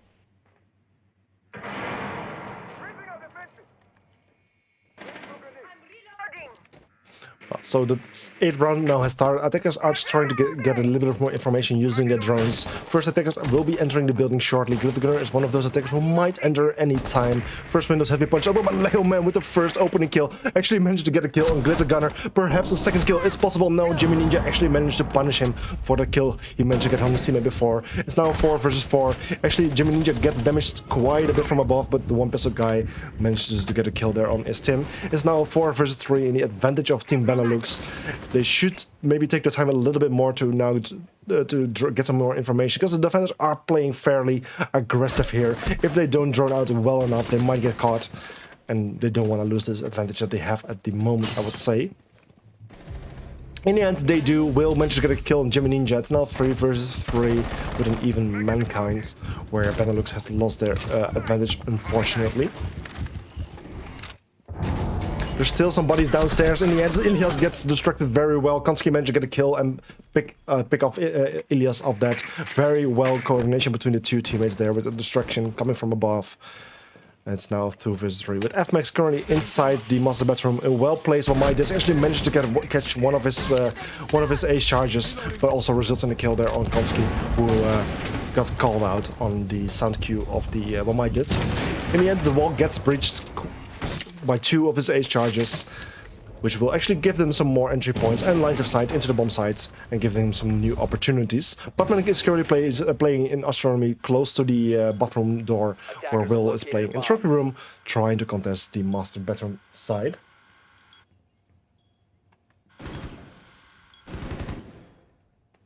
Bomb located by attackers. In the end, the one pistol guy managed to find one of the players playing there in statue throws a nade really well and manages to find Will. It's not all Pupman in a 2 versus 1 situation. It's still F-Max and the one pistol guy alive. One nade is still in play. No Finka boost available. Pupman is still full HP, and I'm not quite sure whether they know where he is. Do they have any drones? No, they do not have any drones at the moment. So also that is going to be quite difficult for them. They have no clue where Pupman is, so they kind of need to guess. They will need to go for a plant anytime soon, because there's only 30 seconds left on the clock. In the end, F-Max managed to make himself into the bomb site. It's now up to Pupman to contest this plant. He is slowly entering through astronomy side. He will now get into the bomb site. He will go for the contest, but in the end, the one pistol guy manages to go for the cover and manages to take out the Jaeger, meaning this round will go to the attacking team, which is Benelux VIP, setting the score to 4-4. Well, this is exactly what we want to see, close and even matches. Just like Clubhouse, it started out really close. Also there, we have seen a 4-4 situation at one point, but then it was Team Missclick who started to win. We have one player leaving the team. Let me just pause the timer to be sure what's going on. Oh, pause. Okay, well, I have paused the game. Apparently something is going on. A blue screen apparently. So we're going to pause the game for a bit to allow the player to return. But as I was just saying, the previous match also started with a 4-4 score eventually. And then there was Team Missclick winning 3 rounds in a row. 3 rounds in a row, which resulted in them winning the first map, which was Clubhouse. So apparently one of the players got a blue screen. He is now returning. We're giving it a little bit more time to load in, but anytime soon we should be able to start this round for him. Ready whenever. Okay. So we're actually going to play as Alibi.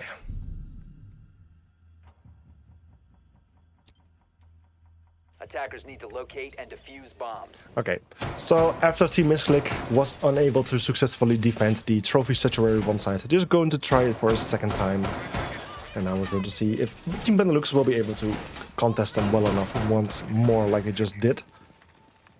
It was a close round. In the end, it was a 1 versus 2 with the Jaeger almost taking out the planter. But luckily there was the Finka covering well enough, making sure that the Jaeger couldn't do that. And in the end, therefore, they won the round, which was nice to see. I'm actually curious, after this match... 10 seconds left.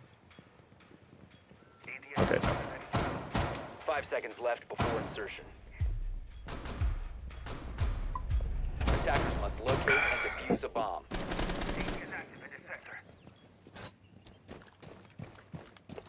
Okay, so the 9th round is now starting. The attackers are approaching the building. We're actually seeing some yellow pings coming out. The Thunderbird has been spotted. Unfortunately, she is just rotating away, so they can unfortunately no longer catch her. It was a very nice try from the attacking team. A well-placed, pre-placed drone. In the end, Glitter Gunner is still hungry for the kill. It's going to try, but no! It is actually managing to take out Glitter Gunner there, which is very unfortunate for him. That's the first player on the Benelux team taken out, which is very unfortunate for them.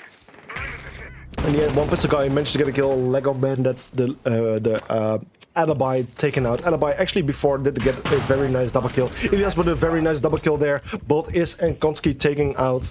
It's only Will and Putman alive right now in a 4 versus 2. Things are not looking too great for them, but it's now up to Benelux to maintain that advantage they have. If they don't play careful enough, if Team Missclick manages to contest them well enough, then they might lose that advantage, and then the round can still go either way.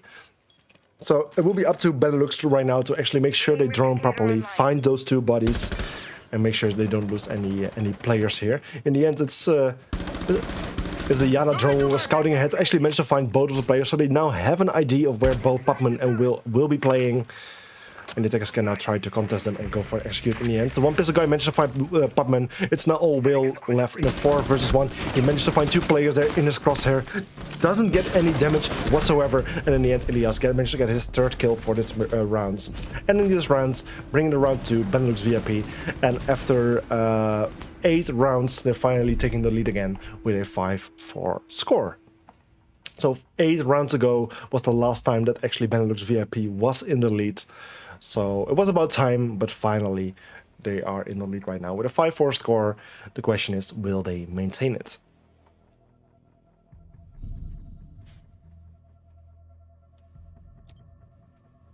Attackers need to locate and defuse as many bombs as they can. After Team Missclick unsuccessfully defended the trophy statuary bomb site 2 times, they have decided to go back to the bomb site they played first, and that one they actually managed to win as well. So I think it's a good pick for them. They might have a good chance to actually win it here. Actually, did they? No, they started off on trophy on Aviator Games. So this bomb site hasn't been played by them before yet. This is the first time they're going to try it. Like I said, trophy statuary didn't work out for them. They could have gone back to Aviator Games, which they won before, but they're going to give it a try on kitchen dining here. Are we seeing any extension whatsoever? Right now the top floor is looking pretty clear. No reinforcements have been placed. There's only one reinforcement left in the pocket anyway. The only reinforcement we're seeing is on this wall that would have overlooking the red area. And what happened to Gonski? Gonski actually loses quite a bit of his HP. Luckily there are the Thunderbird healing stations, so with one walk by he actually managed to heal himself back up. But he's actually very lucky that he didn't lose a bit more damage, because if he did, then he might have died already, which would have been very unfortunate for them. Well, in the end, the attack actually started. Attackers are taking some ground fairly quickly. Glitter Gunner, the Yana, taking control over the top floor here fairly quickly. There is actually no one playing there at the moment. The only player they kind of need to worry about is at the moment. He can of course jump up hatches, but he needs to be careful because the one pistol guy is actually playing on red right above him. If he's aware that the Orc is playing there, he is, but in the end he aims a little bit too high, which results in is actually getting the kill here. This would have been a fairly easy kill for the Finka, but unfortunately it didn't work out.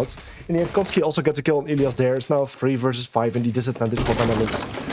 And it might result in Team Missclick winning this round, bringing the score back to an equal score.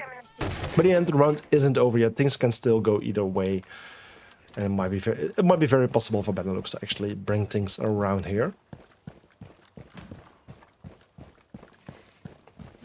In the end, FMAX is rotating to the pantry window. There is someone playing there, and that's Gonski with a nice and easy headshot. He managed to take out FMAX, who didn't check the area before. Even if he would have thrown that ace charge, it would have been shot. So it wasn't the greatest play of him. In the end, Glitter Gunner actually managed to make an entry there, managed to take out Lego Man. It's now 2 versus 4. Still 2 times more people alive on the defensive side, but it's a start. Jimmy Ninja is still playing upstairs. He is actually playing right above Glitter Gunner there. But in the end, it's yeah, of course, he can rotate it fairly easily. Managed to get a kill on Jimmy Ninja, followed by Konski with the final kill on the final attacker. Bringing this round to Team Missclick, setting the score to 5-5. Actually, the first time we are seeing a 5-5 score, an even score between the two teams on a 5-5. Which didn't happen on the Clubhouse map, where in the end, the first map got ended with a 4-7 score.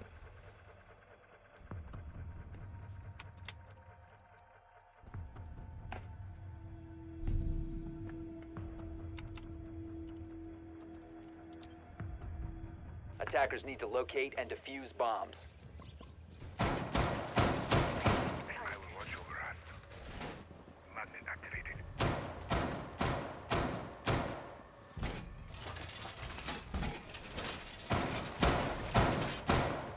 Okay, so for the 11th round, we're going back to Trophy Statuary. An interesting pick. This is the 3rd time that Team Missclick is actually picking this side. They could have gone back to Statuary, to Aviator Games, the bomb side that they actually won.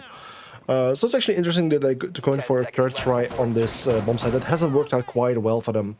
But either way, perhaps they have some kind of thing prepared here. And I don't know, is there the English saying, like in the Netherlands we have like this saying, oh yeah, actually in English, yeah, 3rd time is a charm, right? That's the saying. Like in Dutch it's slightly different. It's about, I don't even know how to explain it in English. Yeah, don't mind that. Just forget about it. But in the end, the round has started, and Konski actually managed to get a very early kill there on Glitter Gunner. Glitter Gunner went in blind and got punished for that. He lost his life very early on, within the first, let's say, 20 seconds, which isn't great, which isn't good, especially if you really want to win this map, since you're 1-0 behind on map points. So this is not the best play from Glitter Gunner there. Very unfortunate for him. We gotta give him, it was a very unexpected play there. But yeah, either way, he lost his life, and that's something that matters the most. And yet, Ilias managed to make things right by taking out Is, but Lego Man with a nice refrag there on Ilias, bringing this matchup to a 3 versus 4 there. Some nice rotations have been made. This allows him to rotate back to the side very easily. I think the attackers now will have control over the southern part of the upper floor, which they do, but it's all other defenders playing there on site, making things a lot more difficult. In the end, FMax managed to take a Lego Man, a 3 versus 3 it is now. He managed to enter the master bedroom, and the same Midas managed to catch his ace charge once more. You should have learned by now, but unfortunately, this way, he lost one of his charges. He doesn't even check for a second. It could have happened that there was a second one. Would have been very unfortunate and a very big play by Will, but luckily for him, there isn't. But in the end, impact. Oh, yeah, the second one gets thrown. The second ace charge got taken out by an impact, and the third one that gets caught by one Midas as well, leaving him without any heart-breaching utility left, meaning the master bedroom wall won't be breached whatsoever. Is it even partly soft, or is it fully reinforced? It is fully reinforced. Will with the kill there on the one pistol guy. It's now Team Missclick in the man count advantage once more. FMax still playing here in master bedroom. Jimmy Ninja coming up here from landing. They might be able to go for a nice duo attack here, but things might get a bit difficult. There is someone playing behind the deployable shields. Jimmy Ninja gets flanked from behind and gets taken out. And then Will with the final kill on FMax, bringing this round to Team Missclick, putting the score on 5-6. And that's also a match point for Team Missclick here. The second time they are on match point during this day. If they actually manage to win one more round right now, they will be on. They will win this map as well, where it's really up to Benelux VIP to win this round, to bring the score to 6-6, denying the match points, and bringing this map to overtime, which will be unlimited. So unlike usually, it's like maximum 3 rounds, but this time it's unlimited. So whoever wins 2 rounds in a row will win the overtime. And they can really go to like pretty high scores. I've seen pretty big scores with 20-18 scores. But before we go to the overtime, it's first up to this round. It's really up to Benelux. If they win this round, they give themselves a new chance. But if they don't, then Team Missclick will be in the lead with a 0-2 map score. For potentially the final round of this map, we're actually going to the Aviator Games bomb sites. One of the bomb sites that Team Missclick only played once so far, and they managed to win it. So if they execute it just as well as last time, then they should be fine. But at the same time, Benelux VIP got a taste of their defense, and now might have a better idea on how to counter it, which would help to actually win this round. But in the end, this final or potentially final extra phase is starting now, and I'm very curious to see how this is going to play out for Benelux.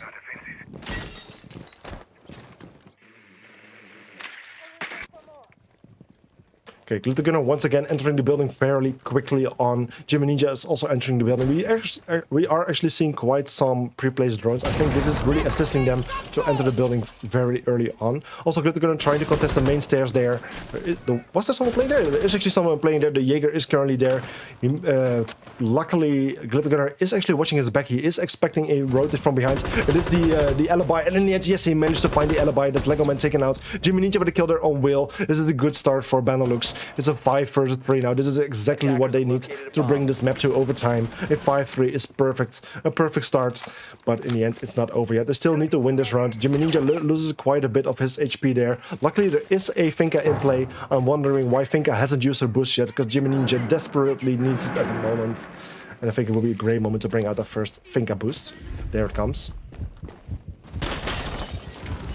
In the end, it doesn't matter anyway, because Pupman actually managed to get a kill on Jimmy Ninja there. I think through one of the verticals that have been made. He actually managed to get a pretty nice headshot there on Glittergunner. It's now 3 versus 3. Benelux has lost their advantage completely. It's now completely possible for Team Missclick to still win this round. And things are equal once more. It's now 3 versus 3. Ace charge come out. They will breach the study wall. A very risky rush in from Max here. And then he needs to be careful because Konski is laying on the floor there. Managed to get a kill on the ace. It's 2 versus 3 now in the disadvantage for Team Benelux.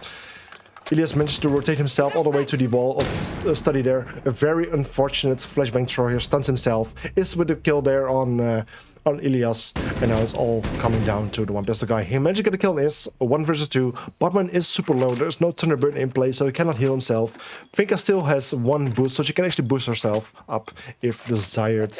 But still, at the moment, she still has quite a bit of HP, but still uses the boost anyway, which is fine. And with 45 seconds on the clock, she still has some time to actually use a drone to actually gather some information on where the remaining 2 defenders are playing. The drone gets placed, weapons come out, not the smartest thing, because now actually they know they have been spotted. And it's going to be a very tense round. 30 seconds left on the clock. It will be a good time to actually try to get at least 1 kill. Melusi exposes herself, but in the end, Popman gets a final kill on the final member of Benelux, meaning this round also, this map also ends with a 5-7 score for Team Missclick. And that's the second round in a second map in a row going to Team Missclick here.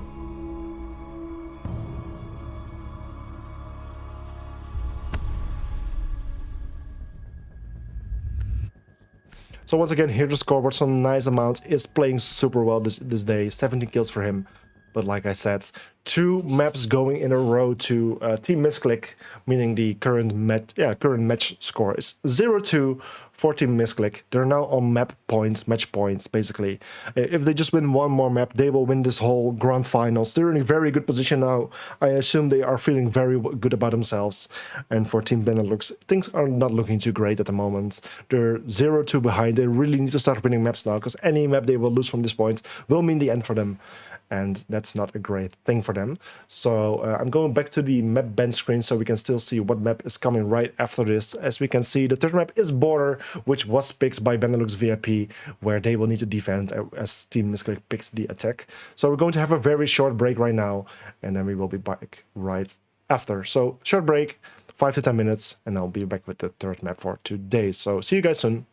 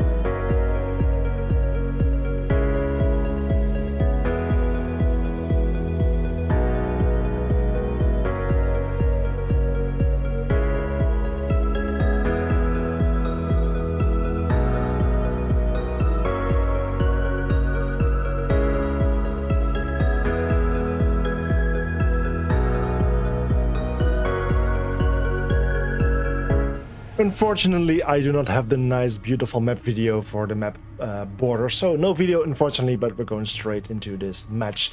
The third map with Team Missclick on match point. The two first maps they managed to win.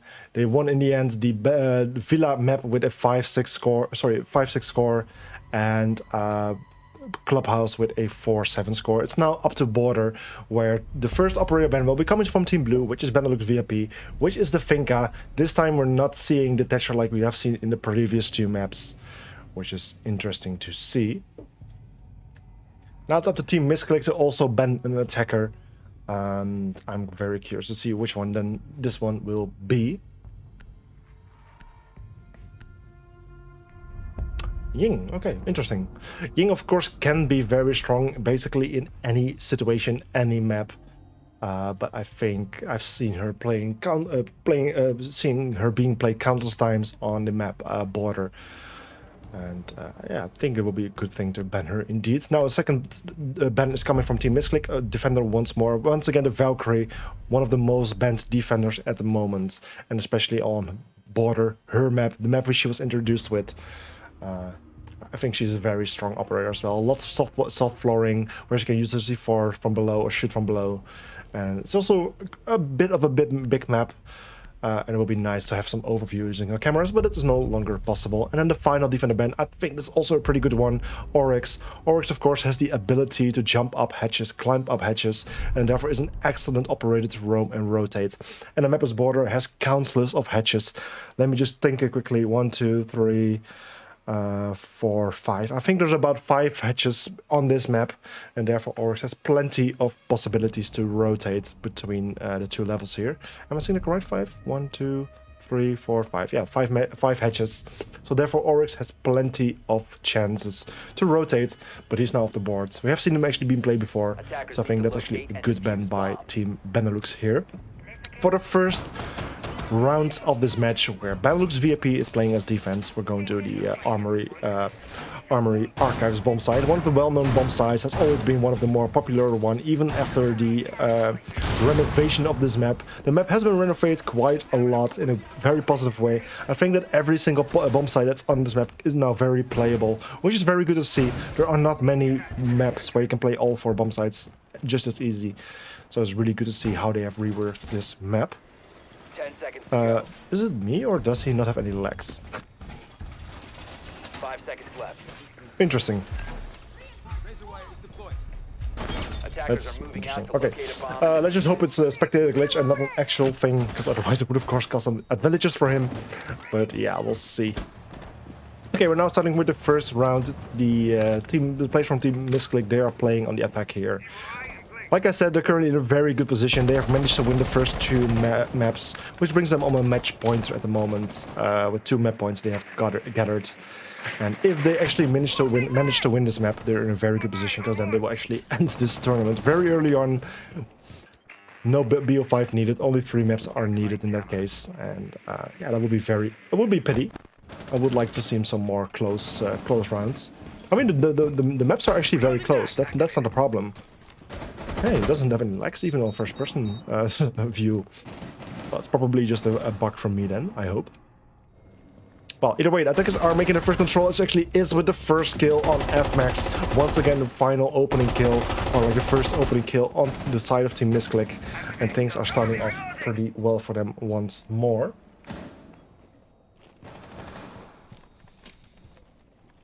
And some ace charges are coming out. It's actually interesting to see an office push. It's not the most, not the most expected one. You don't see it every single time. Maestro Evil Eyes gets spotted. Unfortunately, one of the ace charges get jammed by a mute jammer. Another mute jammer gets found, meaning they can now breach that other wall as well. And the pistol guy with the kill there, Lego Man. Ace is going for a breach there on the eastern wall of Archives, which will give him a nice entry point, a nice line of sight, but also puts him at risk, as he will now be exposed quite a lot. If he actually uses his angle, he will actually be able to see the fountain player, which is Ilias. He currently is holding a shotgun, so he will not be able to do anything on that range. But also Ilias there needs to be careful, because if Konski actually picks a little bit, he might be able to see the mute playing there. And yet, Konski actually managed to make an entry. Jimmy Ninja with a kill on Will.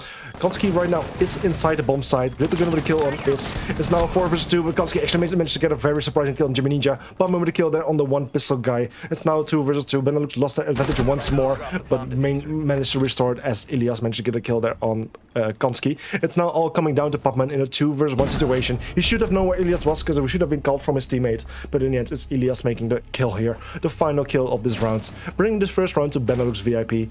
Once again, they're starting well, just like they just did on Villa. But I just really hope for them they actually manage to close more rounds, so they can actually win at least 1 map, so we can see at least 4 maps today. But preferably, I would love to see all 5 maps.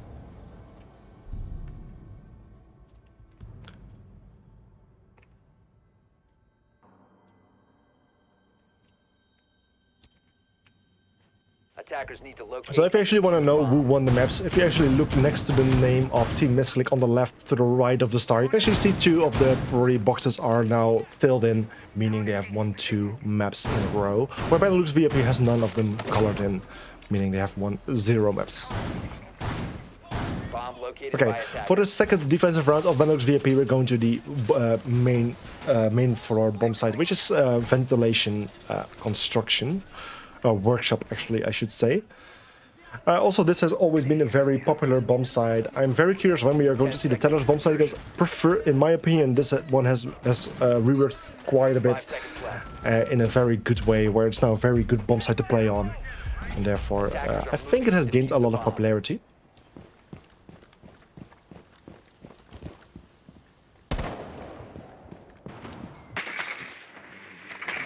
Okay, so the attackers are trying to get some more information by droning in a bit more. Mozzie pads have in place, which makes things a bit more difficult. And then, yeah, Mozzie himself is playing there as well, taking out drones, making it very difficult for the attackers to gather information at the moment.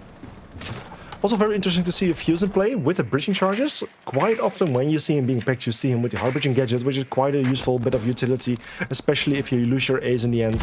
But the hard bridging gadgets, often the bridging charges can also be useful at one point. In the end, Will Tim and the A's are already playing there at the wall.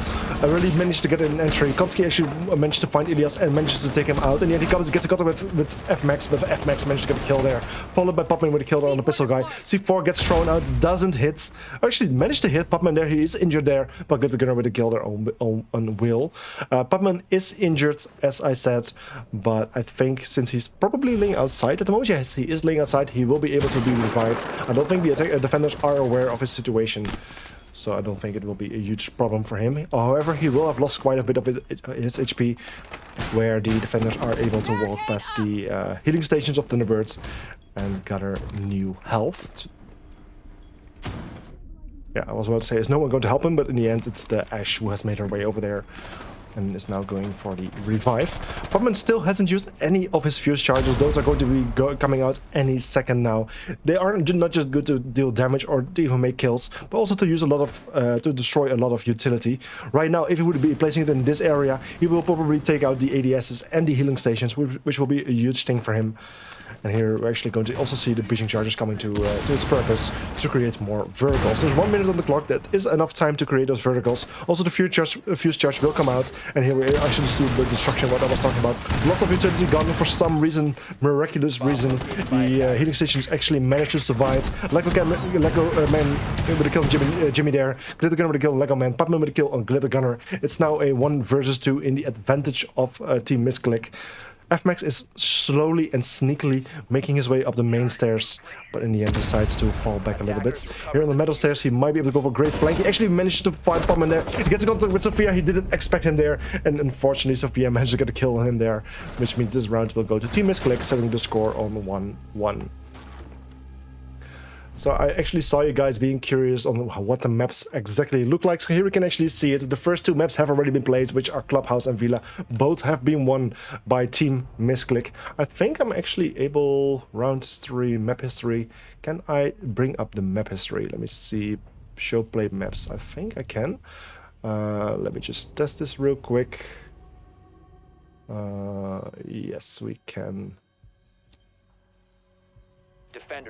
So here we can actually see the history and all the maps to come. We can actually see 4, 7 and 5, 6 there on Villa and Clubhouse. Both there for Team Missclick. 5, 6, that is not quite correct. It should be 5, 7, excuse me. Let me just change that real quick. So 5, 7 should be updated right now. Let me see. Yeah, 5, 7 score. So there you go. This is actually the history of the games that have been played so far, and you can also see which maps are coming right now. Actually, a nice way to bring up some information there through MapBen. 5 seconds to insertion. Attackers must locate and defuse a bomb. So since Benelux VIP did not manage to go for successful defense there downstairs, they're going to try it for a second time. They got pretty close in the end, but they didn't manage to close it up. So it's now up to TM to go here for his second attack. And yet Ace throws one of his A charges. Unfortunately, the wall is muted, but I think they're going for some top control. And we'll take out the Mute Jammer from above, so the wall will still get breached anyway.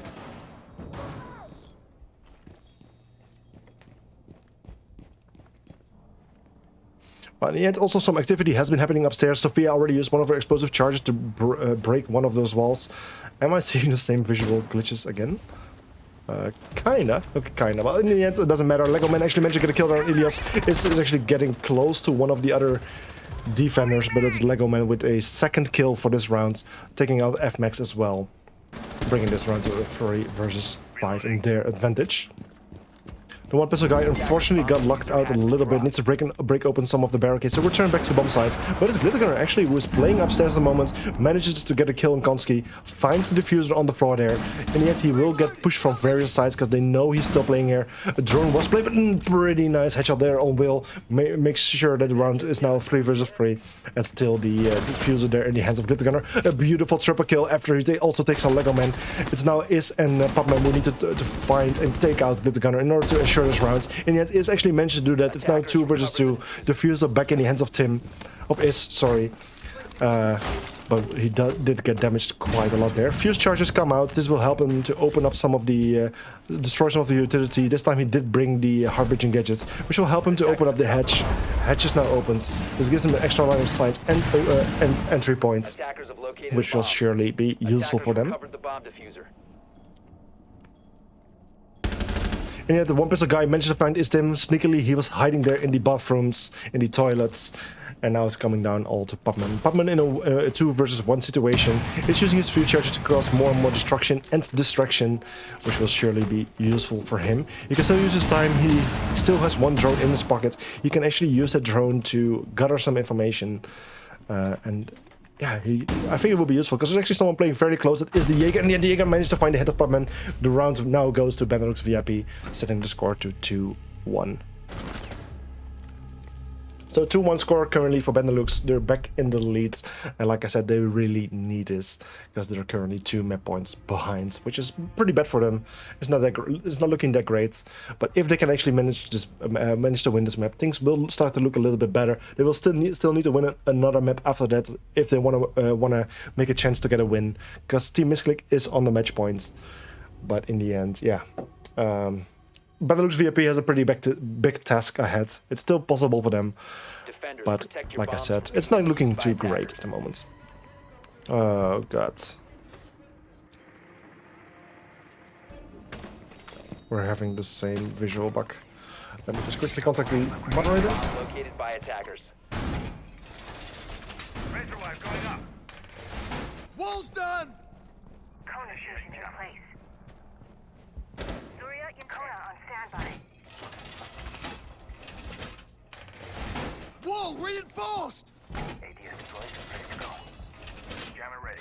Let me just check if the visual bug is persisting. It seems like it, so I've requested whether I need to do a rehost after this, because of course it will be very annoying to watch this the entire time. Let me... what the hell? Looks like a tornado. Okay, well, either way, we're going to play this round anyway. We need to finish this round before we can even do rehost if needed. So let's see how this round is going to play out. Cover me, reloading! Reinforced! Deploying the drone.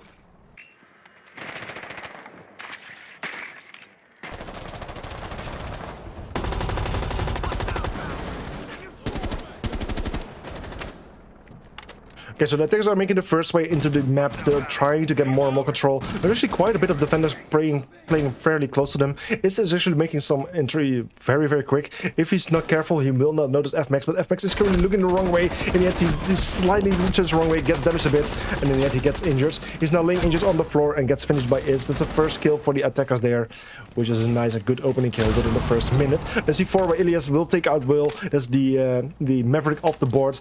Is there still any electronics placed? I can unfortunately not even see. That's very unfortunate there. I think there's still a Mute Jammer placed, which means he cannot activate his hard breaching utility. So yeah.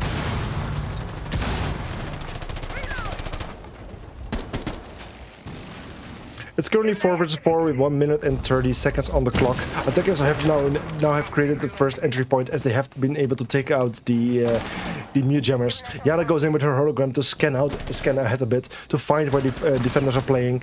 Nades will get thrown. Do they have any utility to deal with the laser gate? They don't really seem to. So it might be a bit hard to enter, but in the end they did manage to. The mutes get spotted, gets damaged quite a bit, and finished by Pupman. It's now 3 versus 4 in the advantage of the attackers. Jimmy Ninja with a kill there on Konski. Lego Man with a kill on Jimmy Ninja. The final ace charge also gets activated. It's now 2 versus 3 in the advantage for Team Missclick. Yellow Pings get brought out on one of the defenders. Good gonna mention the find is Pupman goes for plant. He mentions ticket, but then the Lego Man gets finished. The plant doesn't go down, and the pistol with a beautiful triple kill. Mention find Pupman, managed to take him out. And this round will then go to Benelux VIP, and for the first time in this entire day, they will be ahead with the score of 3-1 with 2 points in between of them. Let me just quickly write to the guys that we're going to do a rehost, because this is not very pretty to look at. So I'll be right back, guys.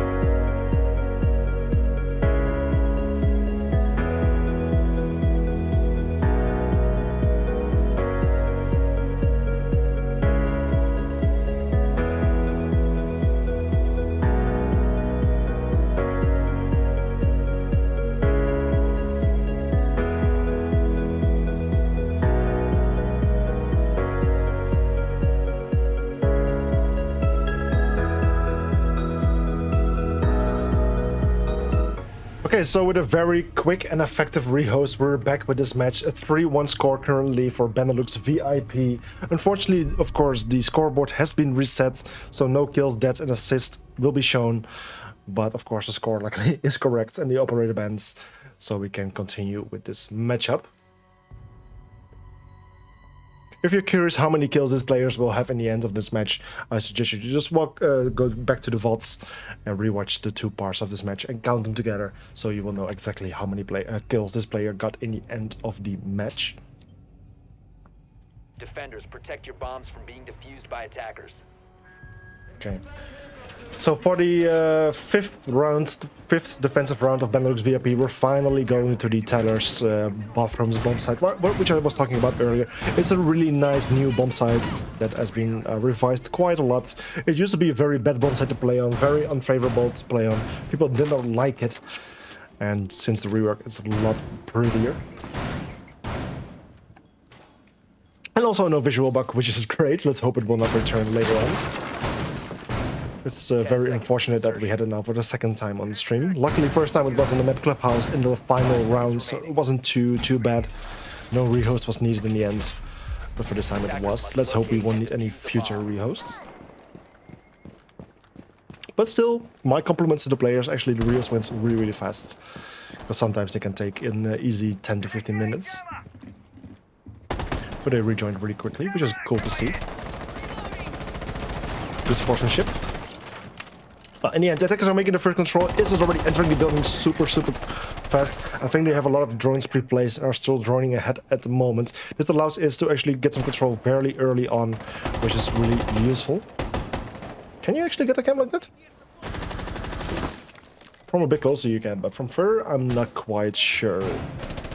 But in the end, Ilias is playing on the metal stairs there. He shouldn't expose himself, because like he will not win the gunfight on that range with his shotgun, where Sophia is standing with an LMG in her hand. So I really suggest him to just not go any further than this. In the end, Lego Man is also already inside the upper stairs, upper area in the waiting room, where Kansky is now descending the east stairs as well.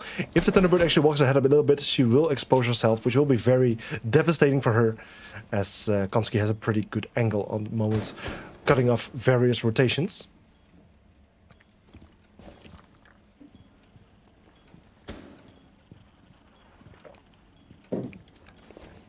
In the end, not much is happening at the moment. I really wonder what the other attackers are doing at the moment. They're creating some verticals to make things a little bit harder for the defenders to play on side or near side. And Kansky is also going to gather some information using his drone. You can actually see the verticals being created. It's also it's playing and trying to. No, I think he just. He just threw in C4. The ace charge, the first ace charge come out, but unfortunately the wall is muted by a mute jammer. In the end, Glitter Gunner managed to get the first kill there. Oh well, that's the sledge taken out by Glitter Gunner, the Kaid, which brings the opening kill in the advantage there of Benelux VIP, was currently with 2 points ahead, so it's very useful for them. Also nice to see how an OSA is played. The shield gets placed, but unfortunately, as long as the mute jammer is placed there, the wall cannot be breached, which is very unfortunate. Is gets injured, will be able to be revived. Kansky also lost quite a bit of HP, gets in a gunfight with Jimmy Ninja, manages to hit Jimmy Ninja maybe a little bit, but in the end, it's Jimmy Ninja winning the gunfight there. It's a 5 versus 3. Is did get revived right now, but things are not looking great for Team Missclick at the moment. And yeah, Jimmy Ninja with another kill there on Lego Man, Glitter Gunner with a kill on Pupman. It's now all coming down to Is in a 5 versus 8 with a very little bit of HP left for him. He gets spotted, he managed to find Jimmy Ninja, there's Jimmy Ninja taken out, but then the final kill from Glitter Gunner secures another round for Benelux VIP, setting the score to 4-1.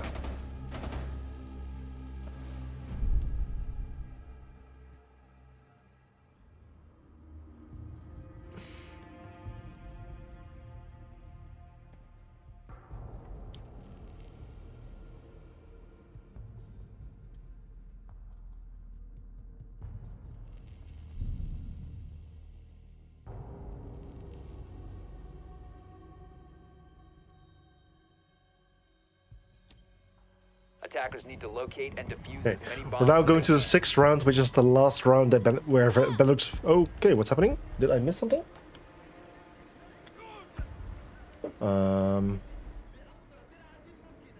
Yeah.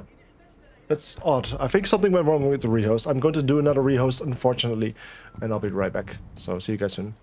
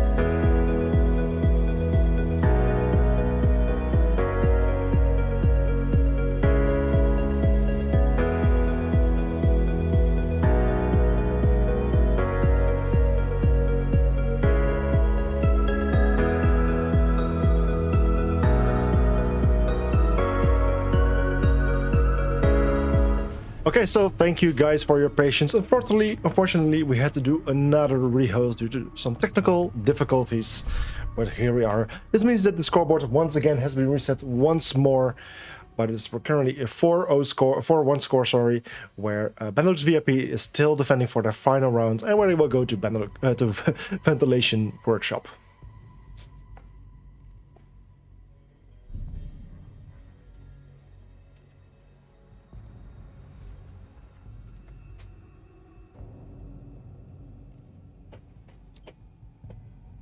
Attackers need to locate and defuse bombs. Okay, so for the final defensive round of Benelux VIP, we'll actually go to the bomb site, which they played 2 times before. One time they managed to win it, one time they managed to lose it. So it's really coming down to this final round. Will they go to Interrossal with 5-1 score, which would absolutely be great, a huge comeback for Benelux VIP? Or is Team Missclick going to score another round where it will be a 4-2, which still is pretty good for Benelux VIP, but not as good as a 5-1. On the top floor, we're also seeing some reinforcements, etc., being placed. The armory wall is fully reinforced. Also, the archives is being reinforced. Hatches are being reinforced, with the exception of the armory hatch, which currently is still soft. Attacker's objective is to defuse a bomb. It's interesting to see a Blitz in play. Blitz is one of those operators who usually get picked in very aggressive situations. So this might actually mean we will see a very aggressive approach from Team Missclick here. I'm very curious to see how that will play out. We're seeing a lot of people actually stacking here on the west area. This might actually mean that we're going to see a bit of a rush. Also, the Lion is in play. They're kind of waiting for the right kind of information, it seems like. Pupman has his drone placed in there. I think this is the call. I think they're going to rush in. We'll actually get damaged quite a lot though, due to various defenders having angles. The one person guy managed to get a fill skill of Pupman. F-Max with the kill on Will. Konski is getting injured and finished by Ilias. And it's now all coming down to Lego Man and Is. We're all down together in the 5 versus 2, which is not looking all too great for them. Actually, the Mozzie is playing very aggressive and actually managed to find with the gunner, with Is with the kill and get the gunner then. And the final kill coming down from, I believe it's Jimmy Ninja, who gets the final kill here. And this round being over super fast in the favor of Benelux VIP, setting the score to 5-1, bringing us to the roll stop right now, where Benelux VIP will need to attack and Team Missclick will need to defend.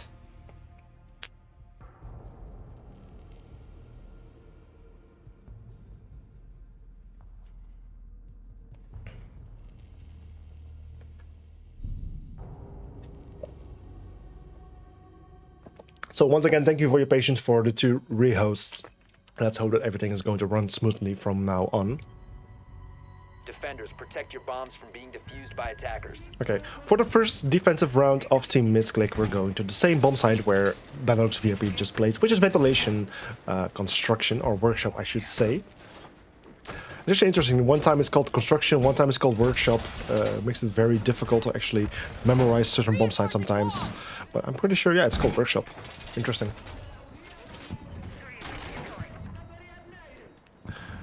Just like Benelux VIP, we're seeing a extension to the top floor, but slightly different. Both hatches get reinforced in this case. I don't see any reinforcements yet that will support a top floor roam, like Benelux VIP did. But either way, yeah, I'm very curious to see how things are going to play out. If Benelux VIP keeps up with the momentum of winning 4 rounds in a row, and they might win a 5th, then they will be on match point already, which will be great for them. They really need, like I said before, they really need to win maps in order to stay in the race here, because they're currently 2 map points behind. I'm reloading.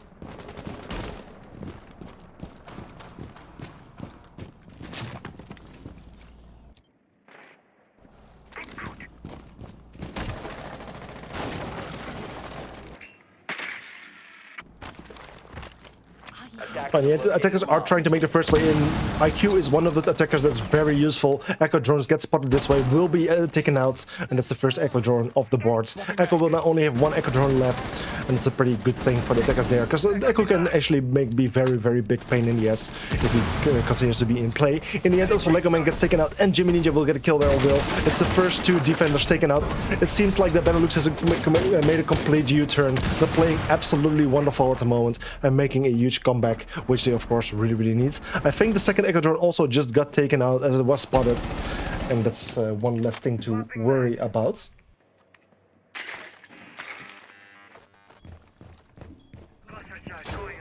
Actually, Glitter already is inside the bomb site. He has actually used one of the open hatches to drop down. He managed to fight Pupman, managed to injure him. I think he just did shoot the alibi though, so his position would be known. One pistol guy with a kill Gonski, and now it's all coming down to Is. Is is playing here in the supply room, managed to get a kill, a nice headshot on Glitter Gunner. And he will not will unlikely be able to revive his teammate there. So the teammate will likely be bleeding out or get taken out. In the end, the one pistol guy, he is going for the plants. Actually, we're going to see revive.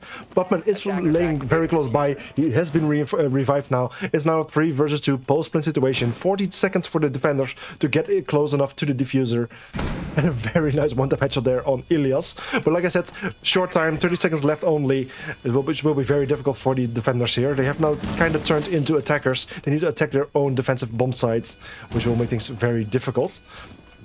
I was about to say, how does the Fuse and the Is do not see each other? In the end, Is managed to get a kill on Jimmy Ninja. Now in 1 versus 2 with 13 seconds on the clock. It's now or never for the defenders to go for the defuse. The one pistol guy managed to find Is, will find Putman, and actually get the kill in the end. Meaning also this round will go to the Benelux VIP blue team, setting the score right now on 6-1 match point for Benelux VIP, meaning if they only manage to win one more round, then they will we will go to a 4th map for this day, and then they will get their first map point, which they highly need at the moment. And Team Missclick, they have a very big challenge ahead right now. They need to win 5 rounds in a row if they want to make a chance to still win this map, because they need to win 5 rounds in a row in order to go to overtime, which is going to be a huge challenge for them. It's not impossible. Benelux VIP just won 5 rounds in a row, but still, it's going to be a big challenge, and it's highly possible that Benelux VIP will actually win this map, meaning that we would eventually go to... let me check. That we eventually will go to the 4th map of today, which will be Chalet, which was picked by Team Missclick, and where Benelux VIP has decided to go for their first ever attack start.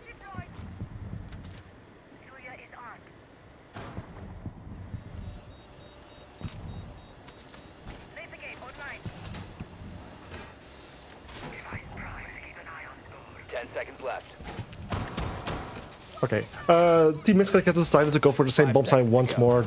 Unfortunately, they didn't manage to defend it successfully last round. They're just going to try it once more, and perhaps they will have a bit more success this time.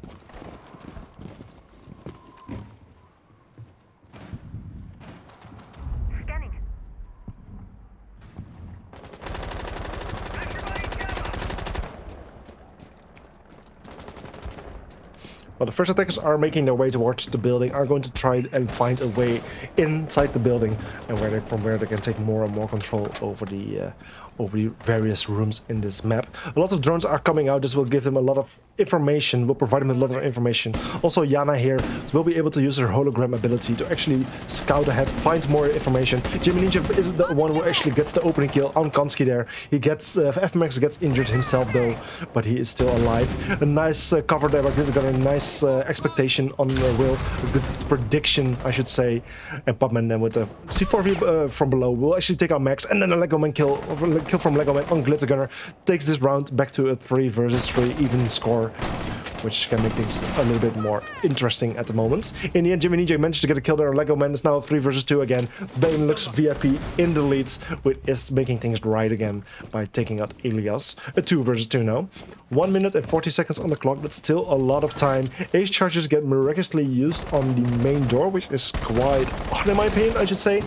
But in the end, okay, that's the way the one pistol guy wants to use his utility. Very interesting, but it's the way it is. With 1 minute and 20 seconds on the clock, the attackers realize they still have plenty of time. They are now relocating themselves to the top floor. Fuse can still use his gadget there very well. He will be able to find lots of utility there, which he can destroy. And therefore, it might be a good move from him. Also, the hard breach charge gets used to actually fly inside, or fly inside, to hop breach inside, allowing them to enter very quickly. Meanwhile, it's Tim, I keep saying Tim, sorry. It's actually has been relocating himself to the top floor, actually managed to find the head of Jimmy Ninja. That's Jimmy Ninja taken out. It's now the one pistol guy all alone in a 1 versus 2 situation. He decides this is the right moment to drop the hatch, but unfortunately he didn't know that Pupman was playing there near the main entrance, and he gets taken out easily.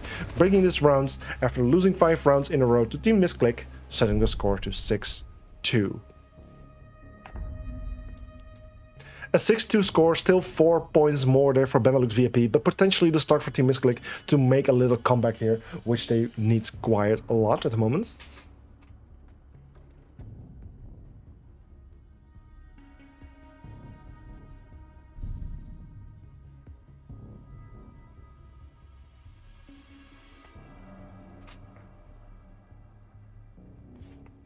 So currently it's a 6-2 score, still 4 points advantage there for Team Benelux VIP.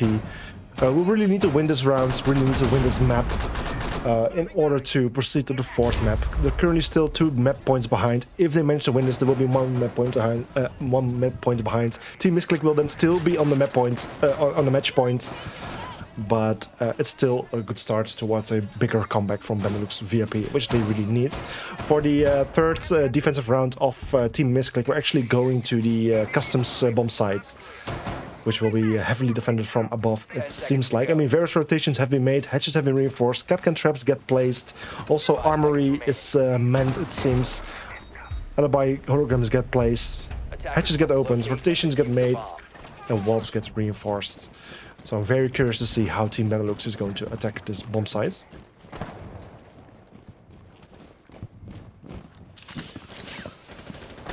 Jimmy Ninja is going to use his first fuse charge in a very effective way. This way he can actually use his fuse charge to fuse the jail area. In it, he doesn't manage to find the ADS, which is quite interesting. I think it's because of the glass there, but still a nice try to deal with potential utility placed there.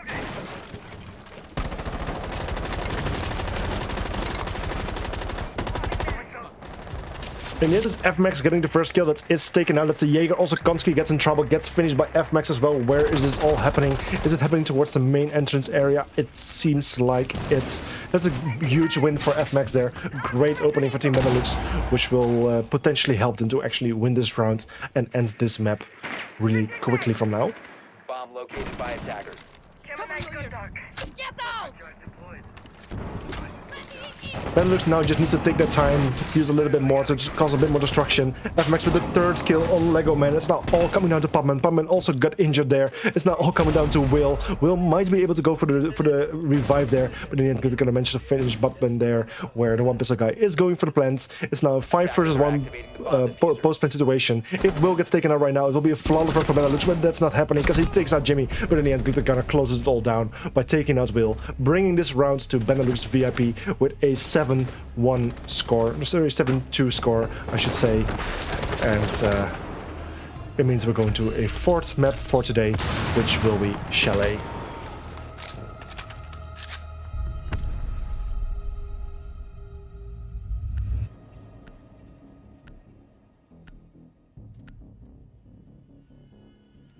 So with border finish, we're now going to have another 5 to 7 minute-ish break.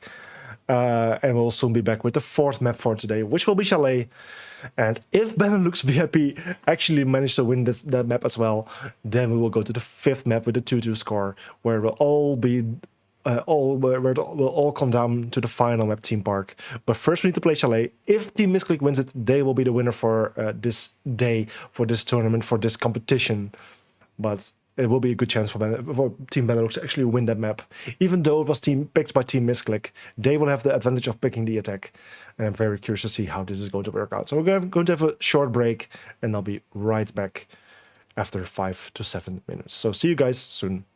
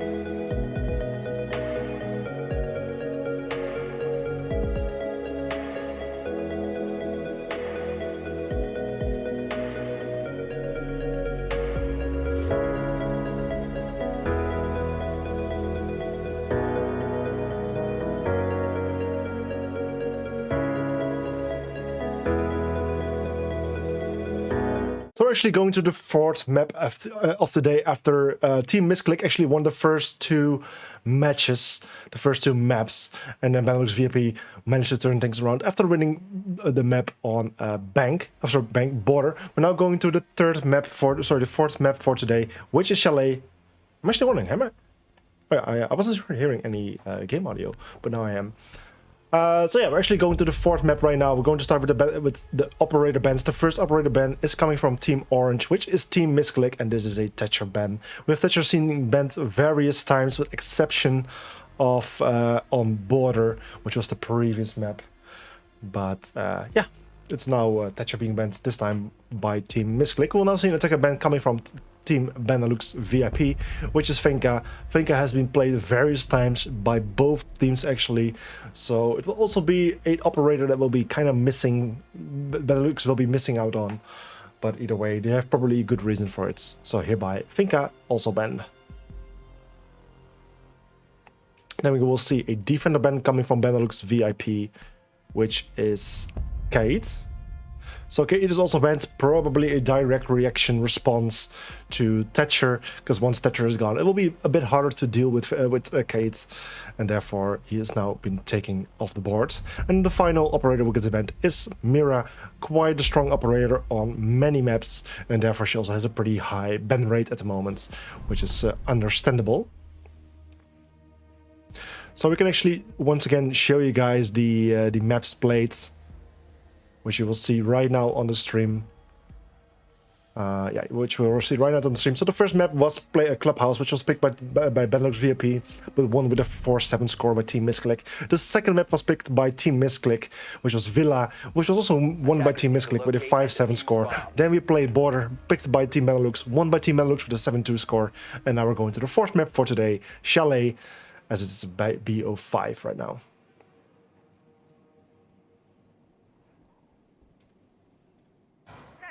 Okay. So for the first defensive round of Team Missclick, we're actually going to the basement bomb site, which is a snowmobile wine cellar. It's not as popular of a bomb site as it always used to be before the rework of this map. Since the rework, pretty much any bomb site can be played, and therefore this bomb site is no longer the most prioritized. But Team Missclick has decided to start off here, which is totally fine, and I'm very curious to see how their defense is going to be like.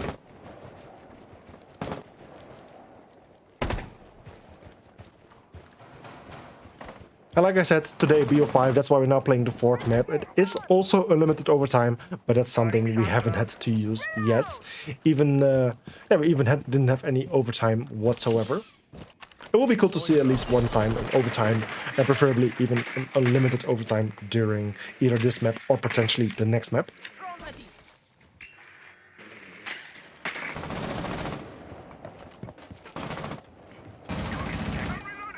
But the first attackers are actually making their way into the bomb site. Actually, some people actually already got spotted. Is this one of those who actually got damaged a little bit there? But also Lego Man is actually the first one to actually manage to get a kill. He managed to get a kill there on Glitter Gunner. That's the Yana taken off the boards, which is very unfortunate for the attackers here.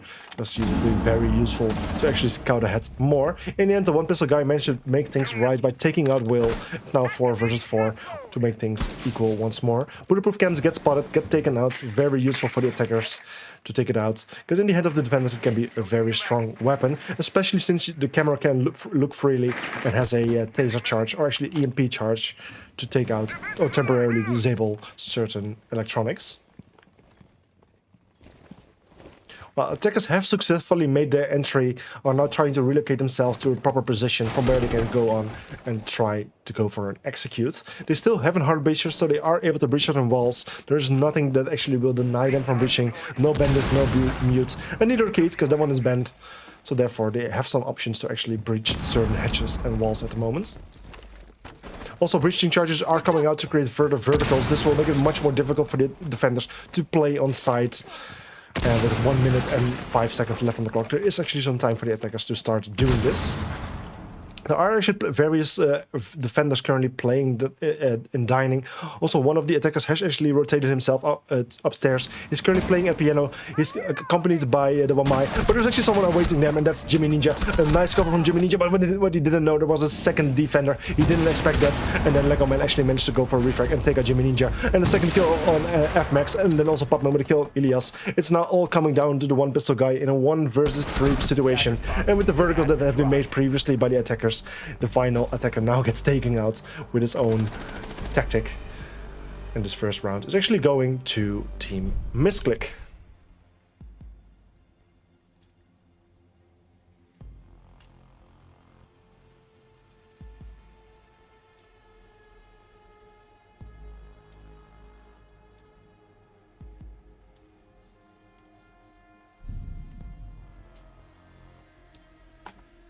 Defenders, protect your bombs from being defused by attackers. For the second defensive round of Team Missclick, we're going to one of those bomb sites, which has been a quite bit improved, I would say. Blue Bar Games always has been a popular bomb site, but it always has kind of been the third option. And since the rework, it has been a bit more easy to actually play here. And therefore they pick it as the second option. I will say that currently one of the most popular bomb sites actually is the office bedroom bomb site. But I guess Team Missclick is saving that one for later. But alternatively, they could also go for the dining kitchen bomb site, which is also still quite good. 5 seconds left. Attackers must locate and defuse a bomb. Okay, so we're actually seeing a Zero being picked. Zero is quite a useful operator, doesn't get picked as often as you would expect. His gadget is really useful. It's basically a Valkyrie on attack, which also has a taser charge, which is quite effective, or actually laser charge, as I would say, which is actually quite effective. It can be used to actually watch flanks, but also to take care of certain kinds of utility with its shots that it has.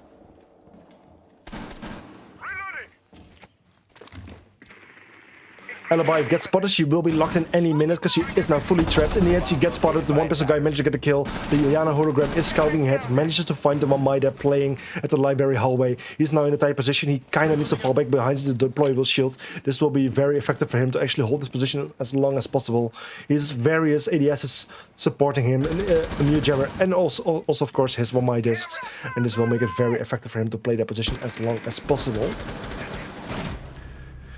Will then manage to get a killer on F-Max. That's the Zero taken out. Zero can no longer place any of his charges. He can still mend them, he can still watch them, but he can no longer view them. In the end, the barricade wasn't open well enough. This meant that the floor zone couldn't enter, but in the end it gets opened up, and this way they can now finally take care of the deployable shields. which means that this Jaeger who's playing here, Pupman, cannot hold his position as effectively as previously. Now Legoman actually manages to get a double kill. Both Glittergunner and Jimmy Ninja get taken out. A huge double kill by the Wamai here, but then he finally gets shot down by the one pistol guy, leaving this round in a 2 versus 3. Ilias then gets a kill on Konski. It's now 2 versus 2. Even man count, and both teams have suffered some damage, where the one pistol guy has slightly been damaged slightly more than Will. In the end, it's a good thing that the one pistol guy has been droning. If they didn't spot Will, it would have been very, very difficult for him, and would have been very dangerous for the attackers there to continue playing there, because he might have gone for a very nasty flank. In the end, Ilias is very well at shutting down Pupman in his rotation, while Will, meanwhile, got a kill on the one pistol guy. It's now 1 versus 1. Will versus Ilias. They both have an idea of where they might be. Ilias still has a drone, so he has the option to actually go droning, where Will still has 2 impact grenades to cause some distraction, to create some rotates, and create some new lines of sight.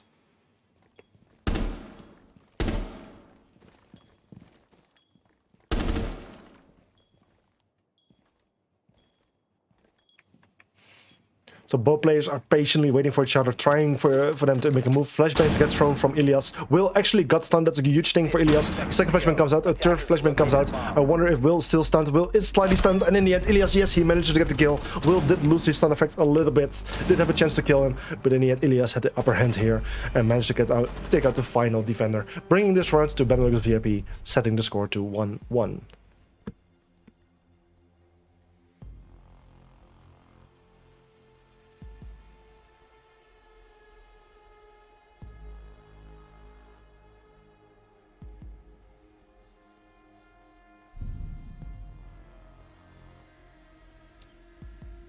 Defenders, protect your bombs from being defused by attackers.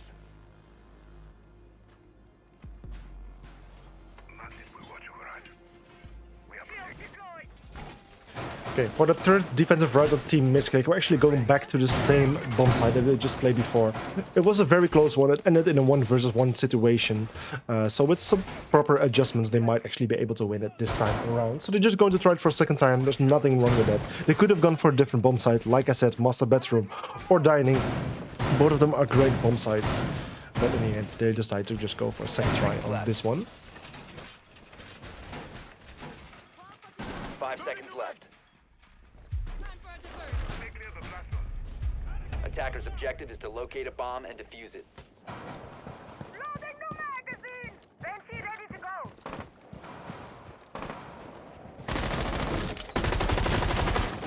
Okay, so the first attackers are actually making their way into the building very aggressively and very quickly. They're entering. They're already inside trophy room. You can hear various drones running around, being thrown around. And that way they can actually gather a lot of information. This way Sophia is actually able to make a very quick entry here, supported by Glittergunner there, repelling on the window. And this way Sophia now already has a pretty good line of sight all the way into office, which can help her to get more control. And potentially even get the first pick, because someone is actually picking there. I think it is the Melusi. No, it's Legoman. No, it's actually the Alibi. And she managed to find the repelling player upside down, gets taken out by a headshot, where Legoman also managed to get a headshot there on the one pistol guy. 2 attackers taken out in a very short time, which is a great opening here for Team Missclick, which will surely support them in the rest of this round. And that's only 1 minute past on the clock, so 2 minutes still to go.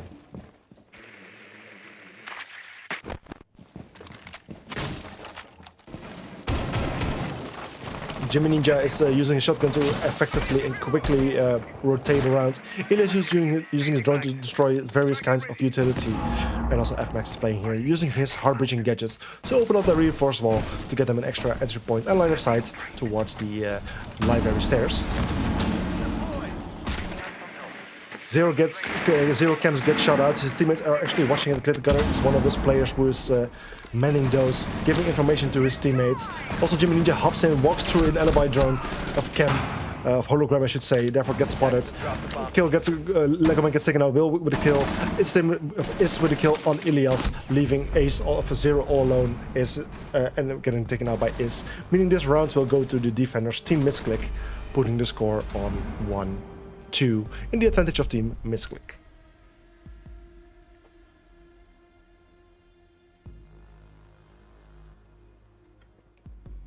So currently a 1-2 score in the advantage of Team Missclick. Team Missclick, who already has 2 map points and really only needs this map to bring an end to this grand finals, where Benelux VIP basically is in like how I like to say, the do or die moment. They really need to win this map in order to stay in these grand finals and bring it to the 5th map, because if they don't, then they will lose. They will still go home with a nice amount of money, which is about, let me just quickly check it again. They will go home with 130 British pounds, which is equivalent to about 160 euros or dollars. And the number 1 team will go home with 380 British pounds, which is equivalent to about 460 US dollars or euros. Well, for the 4th defensive round of Team Missclick, we're actually going back to the basement bomb site. We have played this once before. We haven't seen the players. They won it before. So they're just going to try it for a second time. And potentially they will win it once more, putting them even at a further advantage.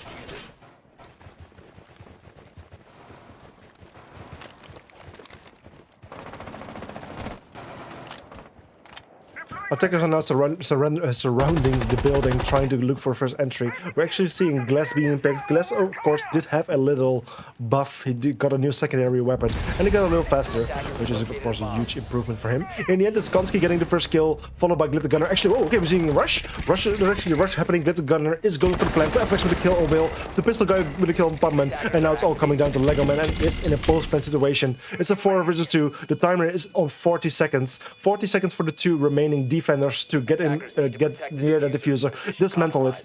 But to do so, they will first need to take away some of the attackers playing outside, which will be a difficult test for them, especially as the one pistol guy gets a kill there on Lego Man, and FMax with a kill on Is. This round goes to the attacking team Benelux VIP, bringing the score to 2-2. Wow. I was not expecting this really fast rush of Benelux VIP. Unfortunately, we missed some of it, but a great play of Benelux VIP, which turned out beautifully and resulted in an extra round win for them, which they needed so much. Very interesting to see, and very nice to see that they actually managed to win another round. So yeah, now with an even 2-2 equal score, we're going to the 5th round of this match. Of this map, and where we're once again going back to the basement bomb sites. Team Missclick has played it 2 times before. They won it the first time, just lost it the second time, just the previous round, and now are going to try it for a 3rd time.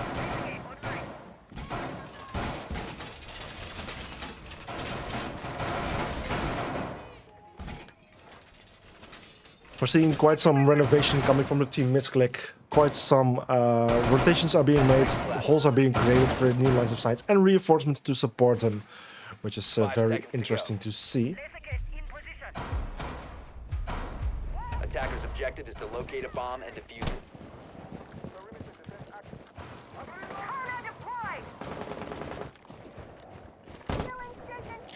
Now, once again, the attackers start with surrounding the building, looking for a first entry, looking for a first pick from the outside. It's a map with a lot of windows, lots of doors, and therefore it can be very easy to actually pick off someone from the outside.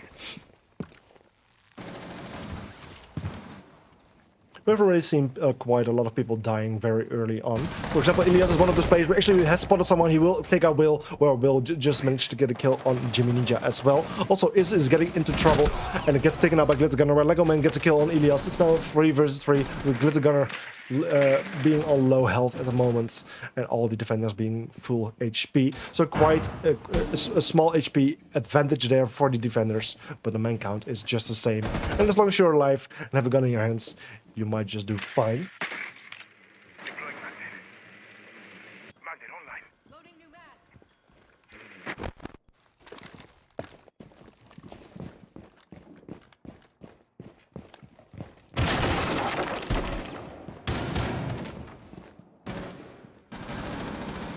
Okay, the round is actually going on. The one pistol guy actually managed to get a kill on Lego Man right now. It's now 3 versus 2 in the advantage of the attacking team, which is Team Benelux. Pubman is currently playing in the dining room, but Konski is playing on the trophy stairs, meaning there's currently no one on the bomb site whatsoever. Even though that, Pubman managed to get a kill on Glitter Gunner. I think the one pistol guy is aware the bomb site is clear. He is rushing in. He's going for the plant probably anytime soon. Also, FMax is close. He is in the area. He will go for the cover. In the end, it's Pubman who is pretty close. He's closing in on the attackers, but the diffuser goes down anyway. This is the tough position for the defenders to be in. They will now need to retake their own bomb sites and dismantle the diffuser.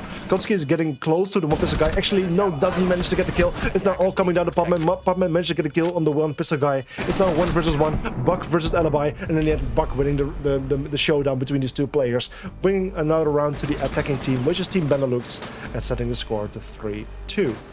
And wow, the default cam was actually still active. Interesting.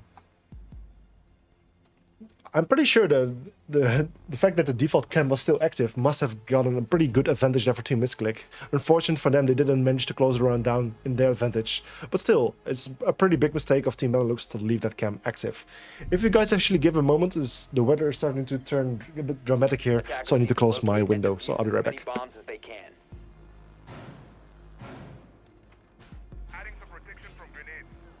Magnet activate. Deploying shield. Thank you. I'm back right now. Okay, so for the 6th round, the final round before the roll swap, Team Missclick is actually going to the bar games bomb site. They have played it 2 times before, of which they won it once and lost it another time, I believe. Am I saying that correctly? 10 seconds left. I believe so, yeah. 5 seconds to So it's really like a 1-1 score, but on this bomb site for them right now. So it's really equal, and it's really coming down to this round to see if they're going to win at another time or going to lose at another time. It's currently Benelux VIP in the lead, and like I said, they are the team who need it because they are currently behind on map points and need to win this map if they want to go to a 5th map for today.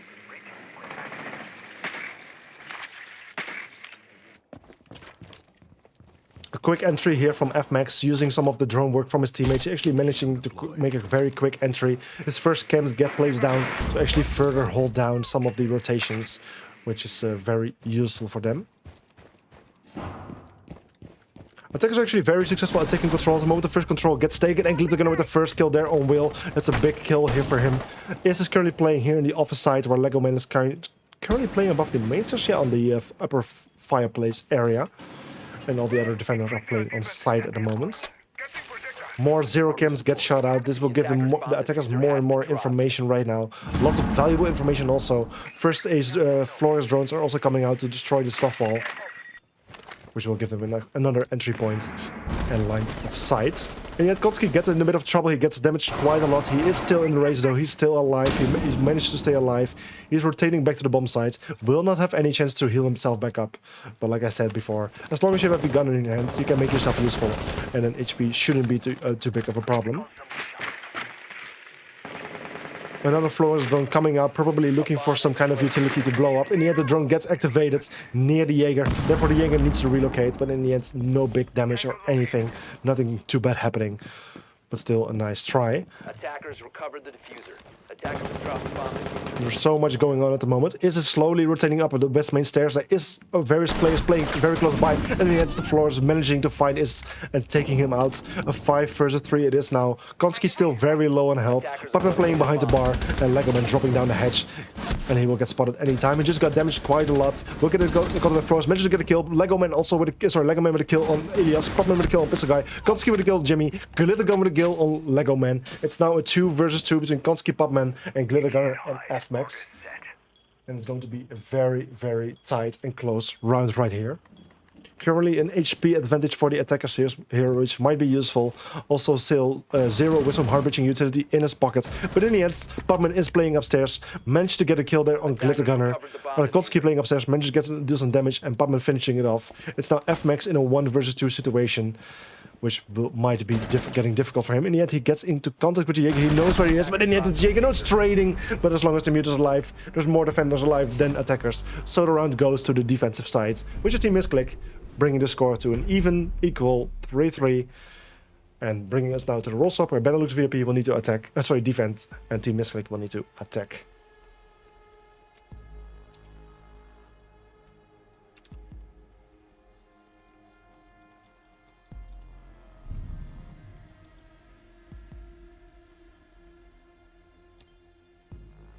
Defenders, protect your bombs from being defused by attackers.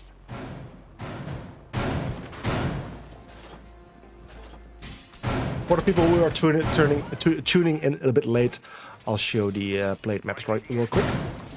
so you can actually see which maps have been played and what scores they were. Attackers have discovered the location of a bomb. So this is another fourth map. Benelux has 1 map point, where Team Missclick has 2 map points, and therefore is a match point. Healing station placed. 10 seconds remaining. 5 seconds to go. Attackers are heading out to defuse the bomb. So for the first defensive round of Team Benelux, we're actually going to the bar bomb site as well, just like Team Missclick defended that one twice as well. Or 3 times, 3 times actually. 3 times, of which they won it twice and lost it once. So now it's up to Benelux to defend this bomb site. Swapping mags.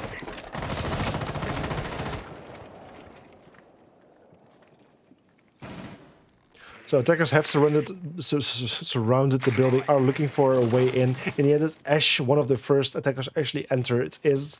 He's currently inside office. We'll get in contact with Mossy, but Mossy with a beautiful headshot there on Is takes him out. Goodbye. And this is the first kill there for Team Benelux, setting this round to a 5 versus 4. Currently no other attacker in the building unless Konski, who has just entered the building, using his Hibana pellets to actually open up the office wall completely. All Hibana pellets gets all used there. I think that's also not very necessary to use more pellets anywhere else. So therefore it is possible to use all of them, which will give them an extra entry point and line of sight all the way to the library stairs. Reading stairs, as it's called. Nades get thrown out. Do they find the shield? No, unfortunately not. There's still an ADS placed there. The second actually managed to find this. Miraculously, the ADS does not take it. But that's a good thing for the attackers there, that they actually managed to get the shield away, which makes it a bit more difficult to actually play there for the one pistol guy.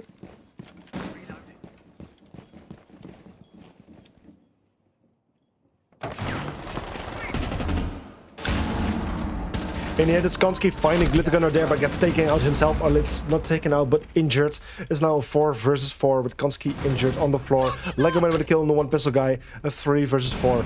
And Konski likely to be revived as he's in a fairly safe position at the moment. Jimmy Ninja with a kill on Konski. Legoman on Ilias. Never mind. Konski not getting revived. It's now 2 versus 3. Still in the advantage of the attacking team. But as we speak, with FMAX gets a kill there on Legoman, which makes it a 2 versus 2 once more.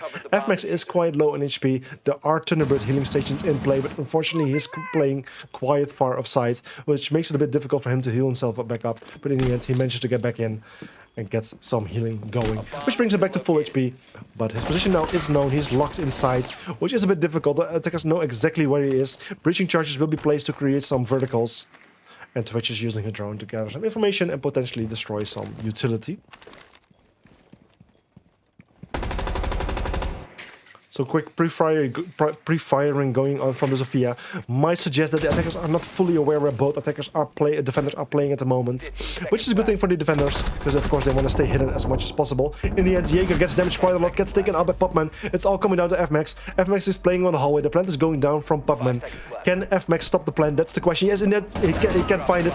Does he stay alive though? He needs to stay alive for a few more seconds. And yes, he does. It was a very close and tense round, but in the end, he managed to win it for his team. Team Benelux gets another point, and the score is now 4-3.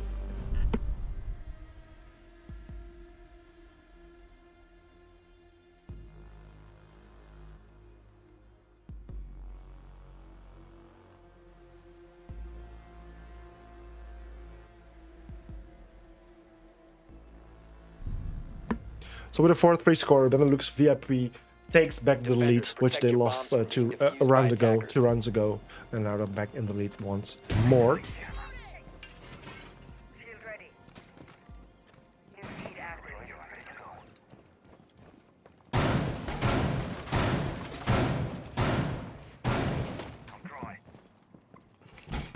For the first time on this entire map, we're actually going to the office master bedroom bomb site, which is very surprisingly, it's a very popular bomb site, but for some reason Team Missclick just didn't want to go there. And now it's Benelux VIP going there for the first time in this match, which is very interesting to see. It's a very popular bomb site. I think the strategy generally is very similar every single time. We're seeing some extensions towards a library though, which is a bit more unusual, but I've seen it before, especially with stronger teams, so I'm very curious to see how that's going to play out.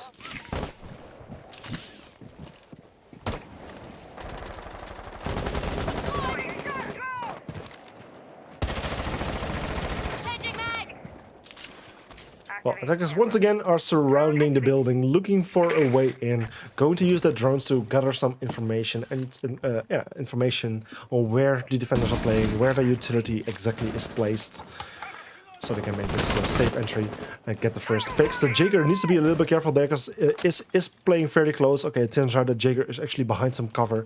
Otherwise, it could have been a very early pick on from Is there. In the end, attackers are surely taking their time to actually enter the building. The first 10 seconds of 1 minute has passed. No attacker has entered the building. And even Jimmy Ninja managed to get the first kill there on Is, which is a pretty big thing. Elias is currently playing here on the dining hallway. I think he did not get droned yet. He might get droned soon. But if he doesn't get droned, it might be a big loss for Konski there, who's currently playing at the main entrance. No, in the end, his drone gets shot down. Therefore, he knows there's a defender playing close. The one pistol guy gets a kill on Will with the C4. Konski with a kill on Glit the Gunner. It's now 4 versus 3. Konski has lost quite a bit of his HP. Same goes for Lego Man, but also the one pistol guy and Jimmy Ninja have lost some HP as well. In the end, the one pistol guy, very unfortunate play there for Lego Man, but he gets taken out by the one pistol guy, leaving Konski and Podman in a 4 versus 2 situation. A pistol guy, the one pistol guy with the pistol, gets a kill, and it's now he's hungry for more. He wants another pistol kill on the final player, Konski. It's a 4 versus 1 situation. The rush comes in any moment. It's the one pistol guy getting another kill with his one pistol. Yes, he does. It's the one pistol guy getting a kill on Konski, getting another round for Benelux VIP, and putting the score here on 5-3 with 2 points. With a 2 points difference in the advantage of Benelux VIP.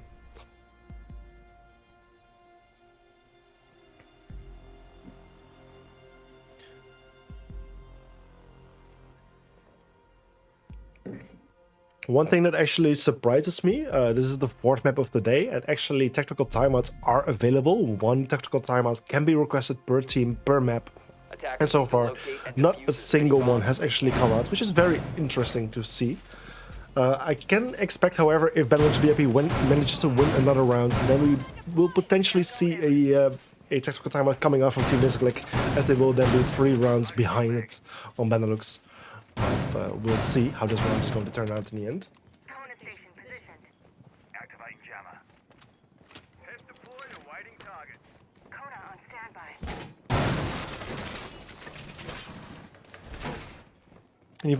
For the what is it? The 3rd defensive round of Benelux VIP, we're not going to the basements like Team Missclick did, but we're actually instead going to the kitchen dining bomb site. Another bomb site that we did not see at all from Team Missclick. So it's very interesting to see all 4 bomb sites on this match today, which you don't see quite often. But Chalet, of course, is one of those maps which allows it. Border would be another one. What else do we have? Bank, potentially. There's a few maps, especially since we have the 7 map pool, it is possible. Also for Team Park, it could be possible, but you don't see Team Park that often, unfortunately. But we might see today as the decider map. Okay, Lego Man is actually one of the first attackers to make his way inside of the building. He's currently inside of the library entrance. Lots of drones going ahead of him to actually gather information. He might actually soon find himself in a very strong position, where it also is already taking control over the upper fireplace area. Diana slowly getting more control, already trying to push into the piano door, but there's a defender waiting for him, and therefore he decides to back off a little bit. He can soon use his hologram to actually gather more information. He also has drones, which he can use in that case. Also, Hibana using her first Hibana pellets to actually go for a breach, but unfortunately a mute jammer was placed, so therefore it cannot be activated. I think the Sophia just managed to get the mute jammer. Yes, it did. So therefore, the wall cannot be breached. FMax, meanwhile, with a kill on Batman, is the Hibana, the Twitch taken out. The one pistol guy with a kill on Konski. Will with a kill on the Glitter Gunner. One pistol guy with a kill on Will.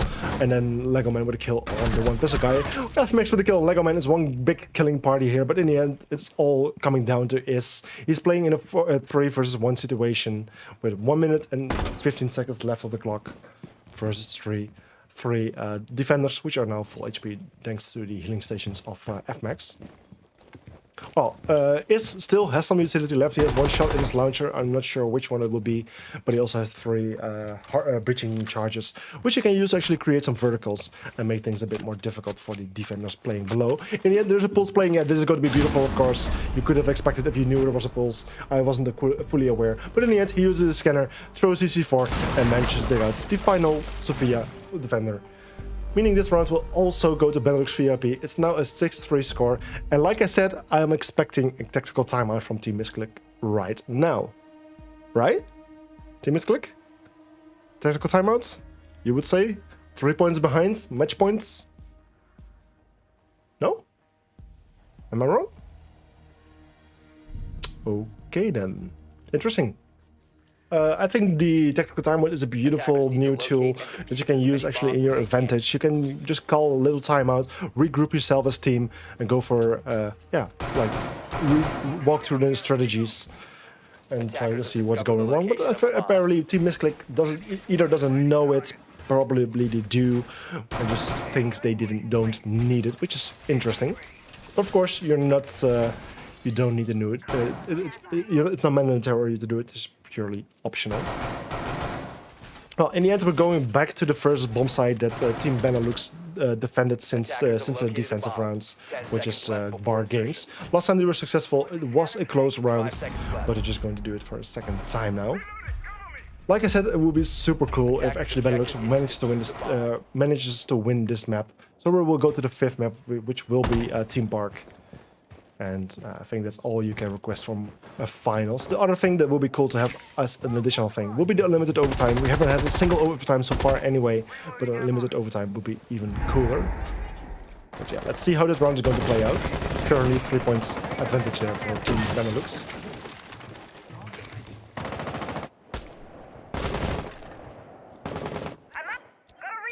Once again, the attacker is looking for an entry point. First drones are going in. Sophia is the first person to actually enter the building. Checks the corner there in the offers, but there's no one playing there in the end. Also, piano is clear, giving a lot of control here to the Sophia. If she would actually have continued a little bit more, she would have found the door. In the end, she finds the door. That's Gunner taken out. Also, the one pistol guy getting damaged with some collateral damage there. But in the end, he manages to rotate back to the side, where he can walk past the healing stations of Thunderbirds and heal himself back up. Either way, it's a good start for Team Missclick.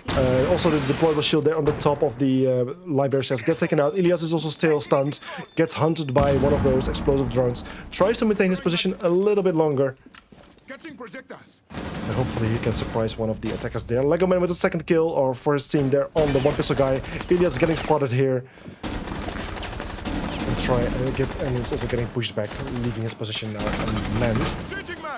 Lots of drones coming from him, and Sophia is being very aggressively jumping down there, a bit dangerous if you ask me, but in the end it works out well for her. She managed to get a kill on Ilias. It's now a 2 versus 5 situation in the advantage of Team Missclick. It might just be another round for them, putting the score on a 6-4. But first, let's see how this round is going to play out.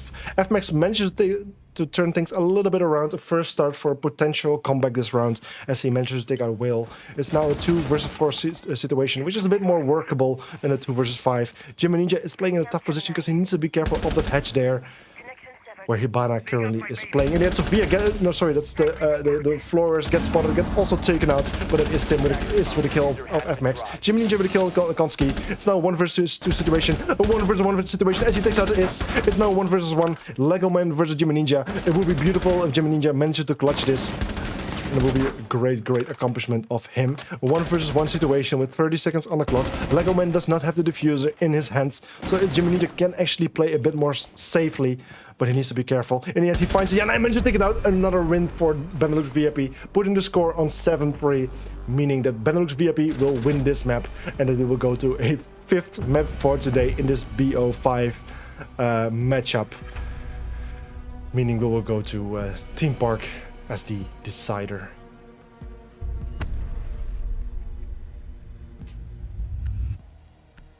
Here's the scoreboard: 14 kills for one pistol guy, 10 for FMAX. Beautiful numbers, 13 for Lego Man. But in the end, what else could we wish for than seeing all 5 maps in action. Both teams now have a 2-2 map score, making things even, and we'll just go to the final map of this day, which is going to be Team Park. And it's the final map, so either team who wins this, the first 4 maps that have been played don't matter anymore. It's just all coming down to this final map. Based on the rounds played, there's going to be a decision on which team can actually decide which sides they're going to play on. So we're going to decide that very soon. We're going to have a 10-minute break right now, a bit longer than usual. And we'll be right back with the final map for today, which is going to be on Team Park. So short break, and I'll be right back. So see you guys soon.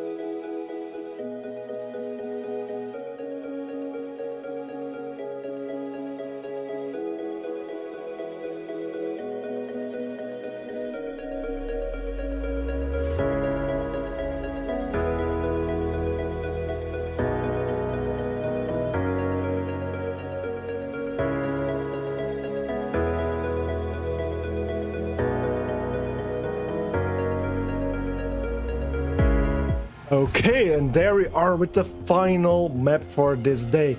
Like I said before, it's a best of 5. 4 maps have been played. 2 got won by Team Missclick in a row, then 2 got won by Benelux VIP in a row, and now it all comes down to this final map, which is going to be Team Park. And yeah, we're going to see what operators are going to be banned. Benelux VIP starting on the defense, banning the first attacker here, which is going to be the Finka once more. Finka has been banned several times, is a great operator with her LMG and her healing ability and defrag nades. So therefore a fine ban if you ask me. Well, now it's up to Team Missclick to also ban an attacker. I'm very curious to see which one we're going to see here. Will it be a Thatcher? Will it be a Maverick? Will it be a Nuke once more? Okay, yeah, fair. It's a fairly big map. You really need to rely on utility to gather information. And Nuke, of course, is a pretty good counter to that. So therefore, Team Missclick has decided to ban them for this matchup. Now it's up to them to also ban a Defender. Since Thatcher is not banned, I'm not expecting any KI to ban or whatsoever, so it's really curious to see which one it's going to be. It's Mira. Yeah, Mira of course gets played quite a bit on this map, can be quite successful, so therefore Mira is indeed a good ban. And now it's all coming down to Benelux VIP. I'm very curious which they are going to see, which operator we're going to see banned. Mozzie perhaps is also quite effective here, but in the end it's going to be Alibi. Alibi, we have seen her, her scene played quite some time. Her hologram has been effective to gather information, but at the same time, her gun with a high rate of fire has been quite effective on taking headshots several times. Okay, so we can finally start with this match. Let me just bring up the round history, map history once more, so all the people who are turning on a little bit late can still see it. But this is the 4 maps that have been played before. We're currently playing on Team Park, the final map for this evening, the best of 5. Like I said, it's also a limited overtime. It will be phenomenal if this match actually goes to overtime, and even unlimited overtime. This is the final map. It all comes down to this. So like I said, it will be phenomenal if we can see an overtime here, and potentially even an unlimited overtime.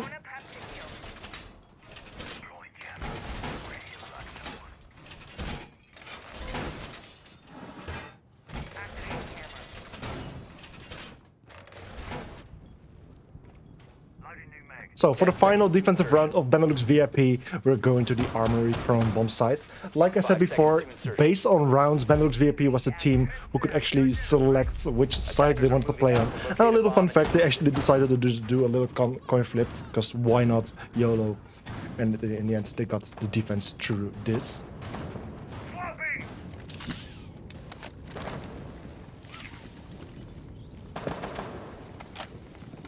Okay, the attackers are making their way to the building. The one pistol guy is one of the defenders that's actually standing fairly close to them. Standing here on top of the dragon stairs, close to the window. If one of the attackers might actually punch it open, the one pistol guy can actually try to respond to this. In the end, a drone comes in.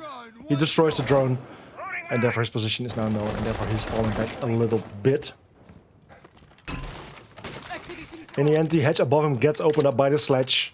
And therefore the Mozzie is falling back even further. In the end, Lego Man is also entering the building. He got damaged a little bit from a player who was playing there in cash. In the end, he managed to injure the Mozzie. The player who was playing there upstairs is now playing in the vault, is now playing in office. Glittergunner with a kill on Lego Man there. So Jekyll taken out in trade for the Mozzie. And Glittergunner itself has now fallen back down to the bomb site. Or like to below, where Ilias is now playing here in office behind the vault. He actually has made a rotation here, so he's actually able to get away successfully, which is a good thing for him. Konski also lost quite a lot of HP in the process of taking the control over the upper area, but is still in the lead. As like I said before, as long as you have a gun in your hand, you're still useful. So in the end, it doesn't matter that much. But if he ends up in a gunfight, then he might lose it a bit more easily. Well, it seems like that the attackers now have full top floor control. This means that the sledge will come out, start making verticals. Also, the Maverick is quite successful at opening the hatch here. Thermite won't even need to bother it. He can use his thermite charge on any other wall. Potentially, potentially no. Actually, all the walls have been muted at the moment, so they first will need to deal with the mute jammers first before he can actually breach something, which might be a bit of a challenge. But at least the wall at the mute jammer near the yellow stairs, near the yellow stairs, they should be able to find that and take it out. Also, Slash has some nades in his pocket, so if ADSs can get burned, then he also has the option to throw nades to deal with those mute jammers. In the end, Thunderbird gets found there in the drug storage, now rotates back to the toilet. He actually gets chased, I'm not quite sure who it was, it might be Is. Is is chasing him. Actually managed to find him, take him out. There's a second player playing in this bathrooms. It is currently Ilias playing with the SMG in his hands. He probably has a shotgun as second weapon, but in the end he gets locked in and taken out by Pupman, leaving this round in a 2 versus 4. A 2 versus 4 man lineup right now, man counts. With still 2 defenders on site, it's actually going to really come down to time. And Jimmy Ninja managed to get a kill there on Will. A second kill on Pupman, a third kill on Is. It's a 1 versus 1. Gotsky is super low. 1 bullet will be enough to actually take him out. Does Jimmy Ninja know where he is? Yes, he does! He managed to find Gotsky, and I think this was a quad kill by Jimmy Ninja. I have seen him do this before in several other leagues. He is an absolute beast with his gun, and in this clutch situation, he is more than effective, and he managed to get 4 kills. Saved the round for his team, and this is the first point of this map for Team Benelux VIP, setting the score to 1-0.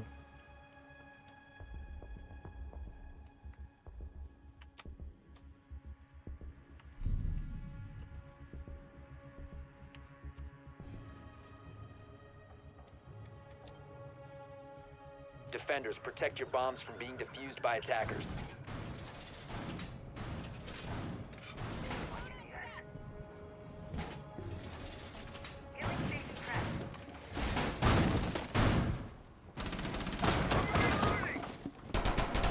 So for the second round, Team Benelux of course needs to go to a different bomb site, and for this one they go into Bunk Daycare. Of course an excellent bomb site, and I'm very curious to see how they're going to defend it. Rotation has been made between the top of the yellow stairs and the office area, and office is reinforced towards the cache site. At the same time also here at 5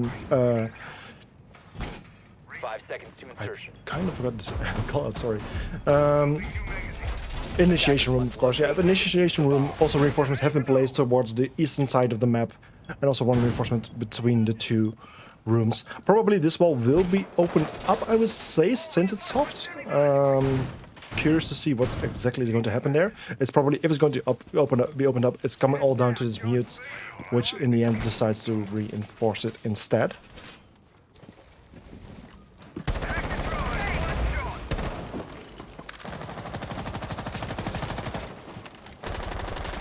Well, attackers are making their way towards the building, are taking the first control. Nades get thrown out, don't hit their target. Lego Man is also inside near the cache room. He will actually find the mute, but in the end, no, it's Ilias. He managed to get a kill on Lego Man here, very surprisingly. But a beautiful kill by him here, which actually sets the first kill in the advantage of Team Benelux VIP.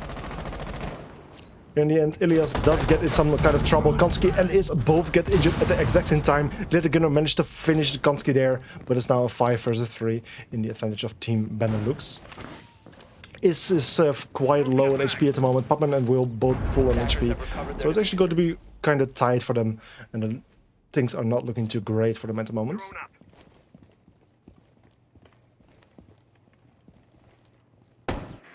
Mozzie turrets get spotted, especially Is needs to be very careful for them. If they actually start shooting at him, he can get taken out very, very easily, especially since he's so low on health. And who's actually playing in the vault? Oh, that's the Jaeger, okay. Jaeger's currently playing in the vault, also 1 person on the top of the yellow stairs. Pupman actually managed to enter the office here, doesn't quite see the Jaeger yet. He will actually find him in his back right now, pull his shot in his back, him taken out. Another kill from the Jaeger on Will, and now it's all coming down to Is. Is extremely low on HP, as he was injured before, and in a 5 versus 1 situation with 1 minute and 5 seconds on the clock, things are not looking great for him. He does manage to take out F-Max, no flawless round for Benelux here, but still a 4 versus 1 with such little HP. It's going to be extremely difficult. A double kill is still possible. He managed to take out the gunner, but in the end he gets taken out here by the final. What was it? I think it was Ilias. Ilias. And this way, another round goes to Benelux VIP, putting them in a 2-0 lead on this final map for this Grand Finals.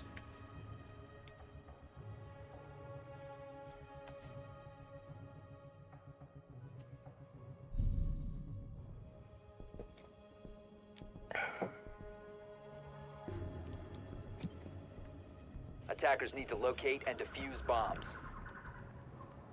Okay, since Benelux VIP has won 2 defensive rounds in a row, they now have only 2 options to pick from. For this is one initiation office, and the other one is drug lab drug storage. Drug lab drug storage isn't as popular anymore as it once used to be, and rather initiation and office have gained some popularity over time, especially since the rework. And therefore, Benelux has decided to pick this bomb site, which is very understandable. Let me see what kind of setup we're seeing. We're seeing that the wall at the vault is still soft, the wall at top yellow is still soft, so probably we're going to see some rotations, although Valkyrie is going for a reinforcement there. A rotation has been made between the 2 bomb sites, and the walls towards daycare have been reinforced with also this area as well.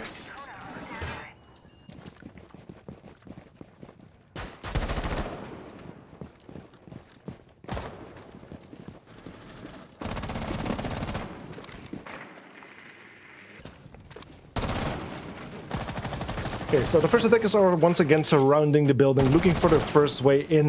A very close shot of the Twitch there, almost hitting the head of the Mozzie, who was laying prone. But unfortunately, no hit there. About close hits, C4 gets strong, coming from the one pistol guy, perfectly thrown in the direction of Pubman. But in the end, Pubman, with a good response, managed to walk away. Didn't shoot it, but managed to walk away, which in the end saved his life, cost him some HP, but saved his life, which matters the most.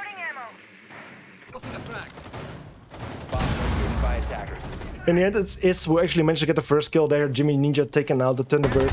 Of course, she has placed her Thunderbird healing stations, so the most important thing for her is done. Another kill for Is there on Glitter Gunner, a nice double kill, but F-Max then with a C4 kill there on Konski, putting this this round on a 3 versus 4.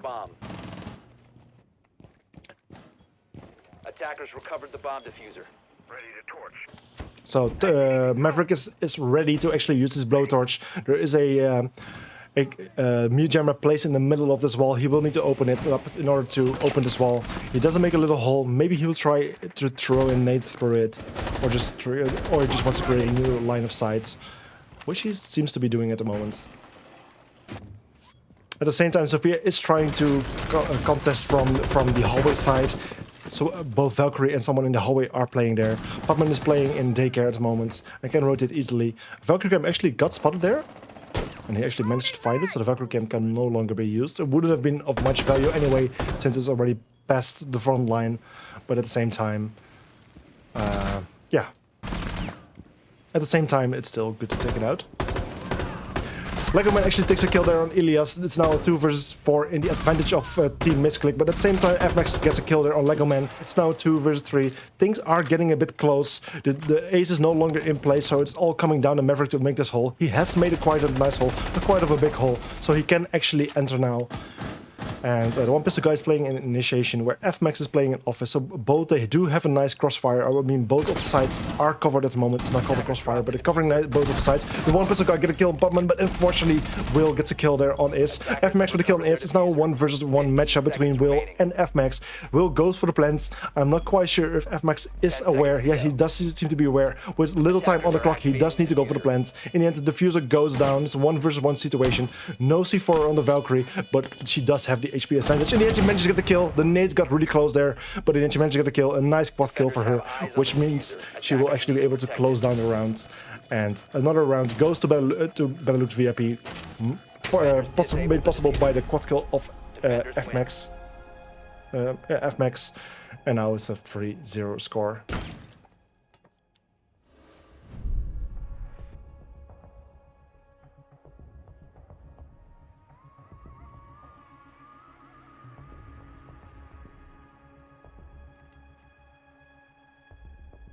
So currently Benelux VIP with a 3-score advantage, 3-0, which is a huge thing for them, especially in the 5th map of this matchup, the final map of this matchup. A huge thing for them, which is very impressive to start off so well. It's a decider map, it all comes down to this, and starting this map with a 3-0 score is huge. I wonder how Team Missclick is feeling at the moment. It's not a good start for them, it's a bad start, and it might be also very difficult for them to make a comeback from this. Of course, it is all possible, things are not over. They also still have this technical timeout they can call in any minute to get things back together. But at the moment, Benelux VIP in a really good position here.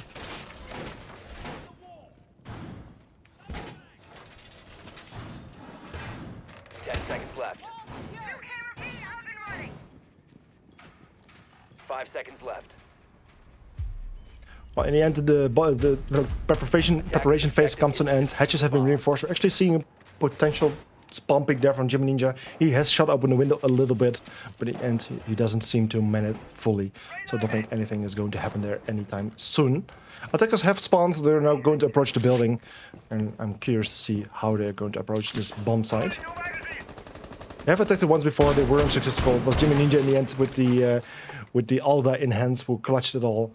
He didn't pick the Alda this time, which is interesting to see. It worked out so well for him, but this time he's playing on the Vigil. And maybe he will be doing just fine.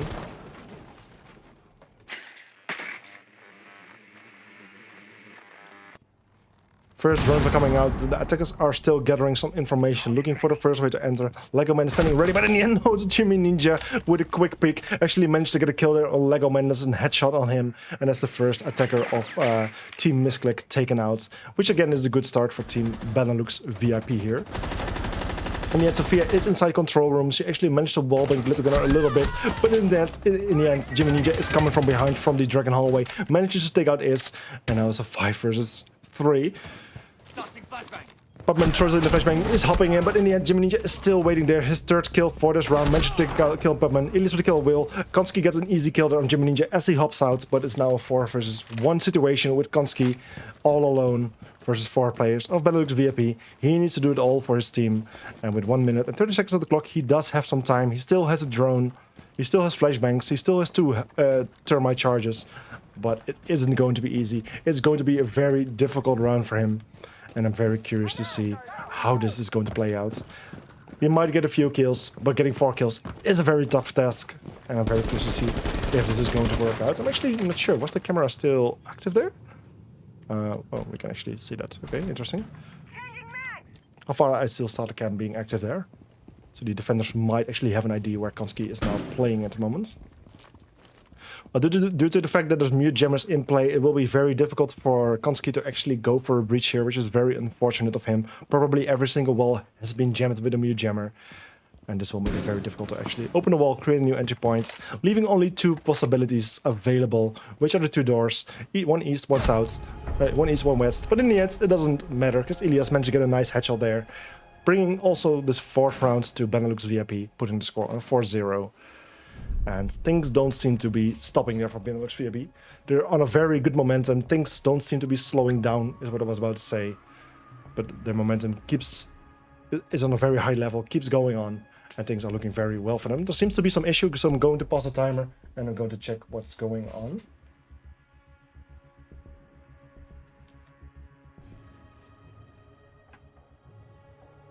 So apparently we're having some blue screens, so we're actually going to give the other players a chance to rejoin, and that way we can hopefully resume this matchup.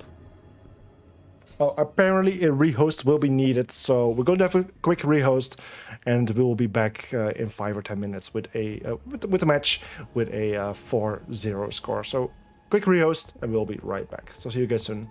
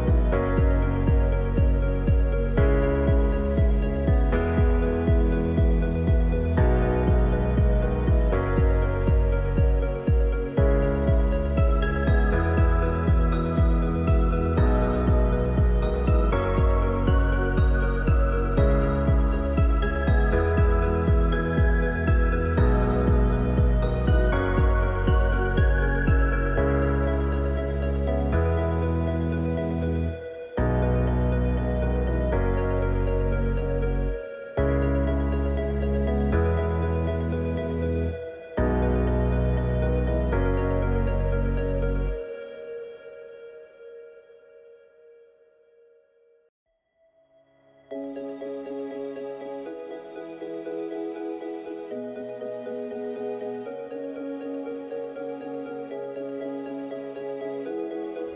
there we are. We can finally resume this matchup, which has been absolutely astonishing. We're now in round 5. It's currently a 4-0 score for Benelux VIP in this map, where the map score currently is 2-2 for these teams. It's a BO5, this is the final map. And the fact that Benelux VIP is currently with a 4-0 in the lead is absolutely huge for them. They only got 2 more rounds to go in their defense, and currently they seem to be unstoppable. We just unfortunately hit a rehost, so the scoreboard is reset, and potentially also this has uprupted their momentum. But we're going to see. We're now going to the bunk daycare bomb site, which they played one time before, and I'm very curious to see how it's going to turn out for them. Reload! Station in place. Deploying ATS. Deploying jammer. We're currently seeing some hatches being opened up, some rotations being made. I'm kind of wondering if we're going to see any extensions towards the other side of the map, which we did see last time. Either way, the initiation side is getting fully reinforced, but the rotation is getting made at the office side, which is nice to see. 5 seconds remaining. Initiate jammer. Attackers are moving. Either out way, to we're locate just seeing a bomb. very interesting lineup from maybe a bit of a desperate lineup from team Missclick. The Blitz is being picked, which usually suggests a very aggressive play.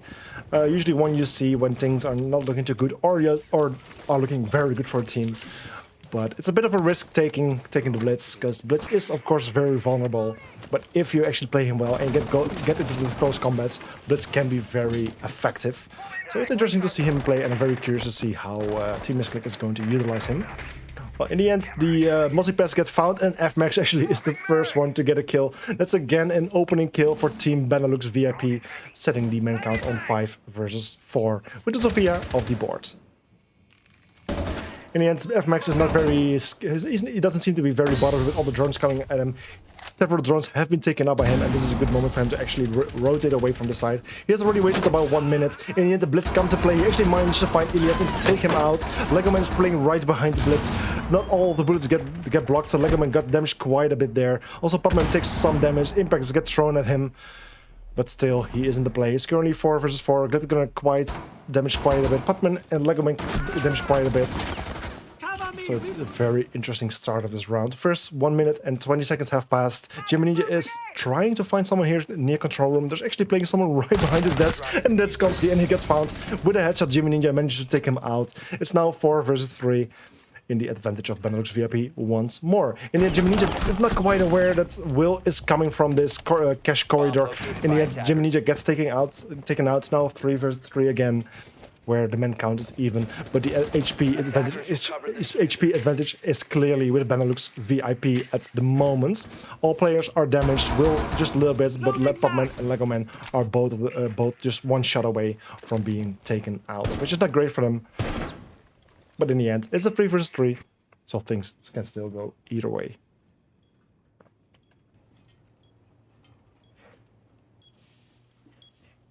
"45 seconds left on the clock. It's not a lot of time to work with. The attackers do not have any hard breach whatsoever, so they really need to work with what they got. They do have the sledge, so self-destruction is still an option, but it's not much. 2 defenders currently playing towards the west here of the sledge. One's playing near the entrance of the daycare site. In the end, he gets taken out by Will, but FMAX with the kill on Will. The one pistol guy with the kill on Legoman. Pupman with the kill on FMAX. It's now 1 versus 1. The one pistol guy with the C4 still in the pocket. Pupman who gets healed with the healing station. That's not a good thing. In the end, the one pistol guy gets flashed, but the C4 manages to do quite a bit of damage on Pupman. Pupman now needs to back off, needs to try to find the one pistol guy. In the end, he exposes his back towards the Blitz, and this is the first round for Team Missclick. 4 rounds in a row for Benelux VIP finally came to an end, and this is the first round for Team Missclick.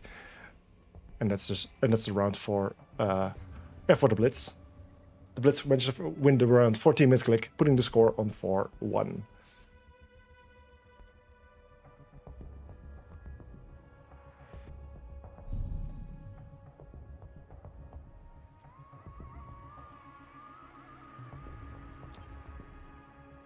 defenders. Protect your bombs from being defused. So I'll actually give you all a moment to just refresh your mind of what happened in the previous matchups. Here's like a little drop-down menu, which shows the maps that have been played previously. Clubhouse was the first match, which was won with a 4-7 score by Team Missclick. Villa was the second match, which was played with a 5-7 by Team Missclick. Then things turned around for Team Benelux VIP, where they started winning with 7-2 on Border, 7-3 in Chalet, and now Team Park here is the final match of the evening, where Benelux VIP is currently in the lead with a 4-1 score.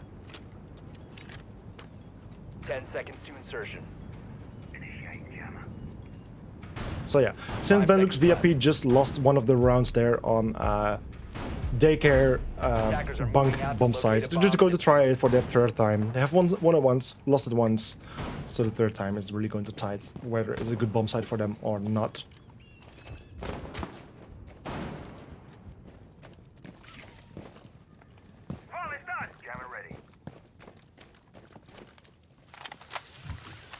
Starting shock drone. He shoots his score. Send the drone for us.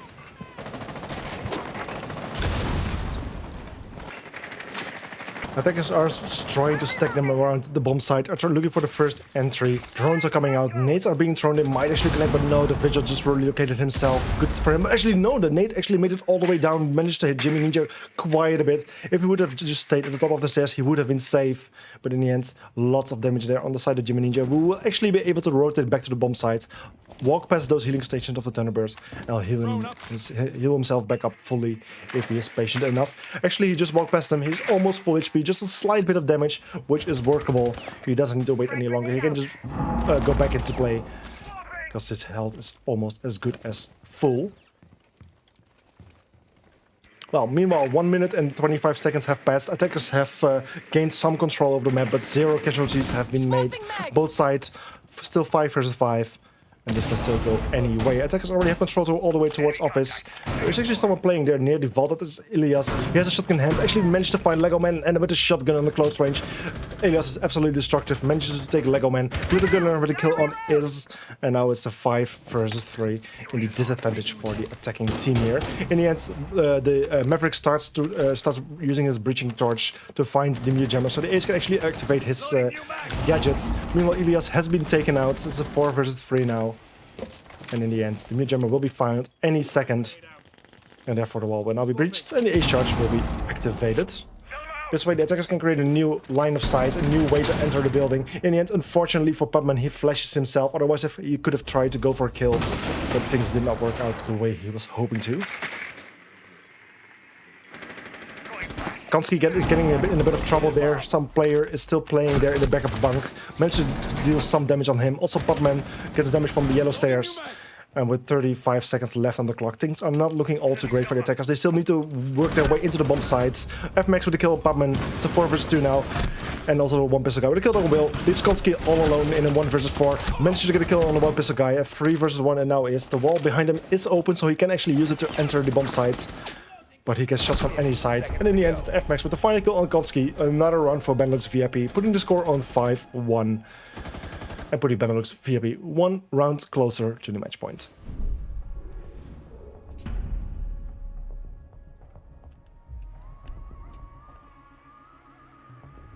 So I'm actually getting a message from the admins at the moment that one of the players does not have his hand cam in order at the moment. So we're just going to wait till the board lets me know that the hand cams are in order, and then we're going to resume the match.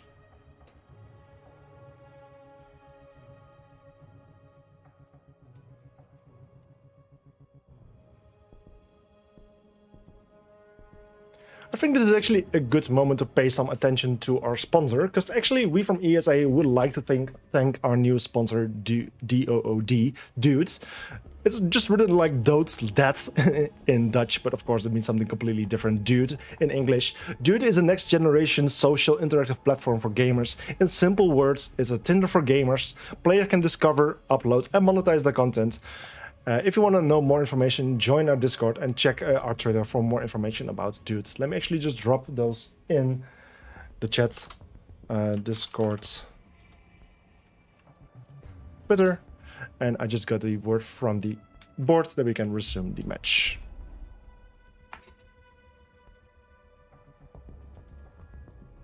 but just gave me exactly enough time to thank our sponsor, Dude. So thank you, Dude, for sponsoring our tournament and adding some Attackers need to additional locate and money to the defuse prize as pool. many bombs as they can. Okay, so for the 7th round, we just had the role swap. This means that Team Missclick will now be playing as defender, where Benelux VIP will play as attacker. It's really a question how things are going to work out. Like I said before this match started, Benelux VIP got the defense based on a coin flip. They didn't care, so this might actually suggest that they're just as good on the attack as on the defense. And if that's true, then things are not looking great for Team Missclick. At the same time, Team Missclick, they had a terrible attack. They only managed to win 1 round. If they actually can work things around, they might actually get some more rounds now they're defending if things are going better as a defender. So potentially we will see some more rounds on the defensive side of Team Missclick.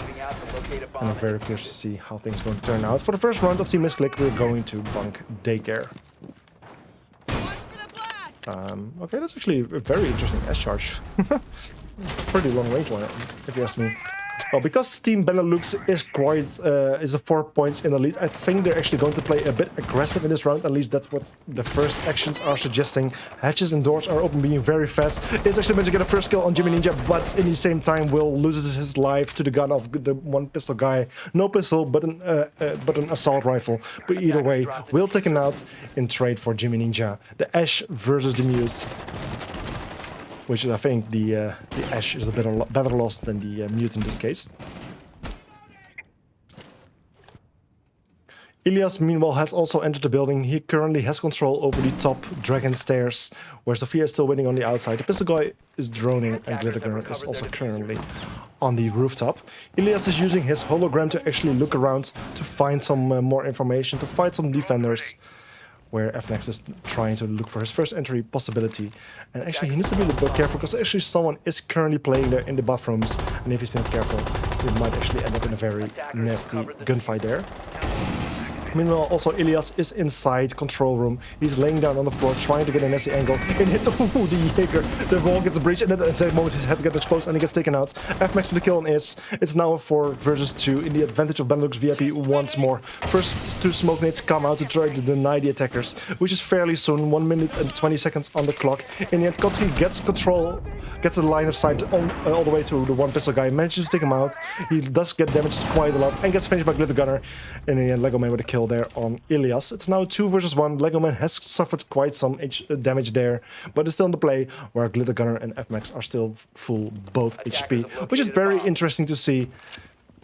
And things, yeah, like I said, things are looking very good for Benelux VIP at the moment. Glittergunner is on site, is going for the plants. FNX is going for the cover, and in the end, the diffuser goes down successfully. Lego Man is now on in a very bad position. 39 seconds to actually find the 2 attackers and to take down the diffuser. In the end, he comes in contact with Glittergunner, but Glittergunner managed to win the gunfight. Another point for Benelux VIP, putting the score on 6-1 match points, series point, or whatever you want to call it, for Benelux VIP. And yeah, 5 points behind. That's what Team Missclick currently is. This will be the last chance to actually request that tactical timeout. If I were them, I would do it right now, because things are looking terrible for them at the moment. Benelux VIP just needs to win one more round to end this tournament, to end this competition, to end these finals, to end this long BO5, this long stream, which already currently is lasting for 4.5 hours. But in the end, no tactical timeouts, and yeah, it's now really up to Missclick to win 5 rounds in a row to deny this match point and bring this match to overtime to get a second chance to actually win. But like I said, it's going to be extremely tough for them. It is possible. Benelux VIP won 4 rounds in a row, so it's technically possible that Team Missclick will do the same thing, especially since they are now playing on defense. They have only defended once so far, but in the end, yeah, it all comes down to these final rounds. This could already be the final round if Benelux VIP manages to win. This is the final round. But at the same time, it's really up to Team Missclick to extend it as long as possible and even potentially bring this match to overtime. Because that's basically all they can do at this moment to still win.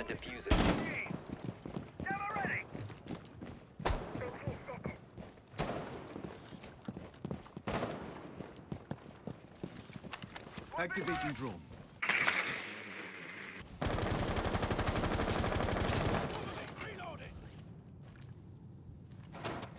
Okay, so once again, the attackers of Benelux VIP are surrounding the building, looking for a way to enter. Glitter Gunner is one of those first. There's actually someone really close to him. That's actually Lego Man. He's using his ability to actually stay hidden. Actually, no, it didn't turn out well for him. Glitter Gunner managed to get the kill there on Lego Man. Very unfortunate for the Vigil there. Super unfortunate. Impact tricks are coming out, however, to actually try to deny the breach. Will with the kill on the one pistol guy. No more ace charges, but in the end, it doesn't matter because the first ace charges actually went down. The wall has been opened.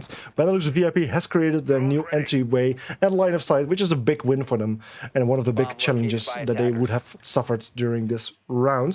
So one of the big things is already done, one of the big accomplishments, and now it's really up to them to find the remaining roamers and eventually focus on the bomb site itself and go for an execute. Things are going well. FMax, the Zofia, manages to find his Tim. Putman with a kill on FMax. He actually was aware of the position of Putman as a drone was placed there. But in the end, Putman still managed to get the kill there, bringing this round to a 3 versus 3.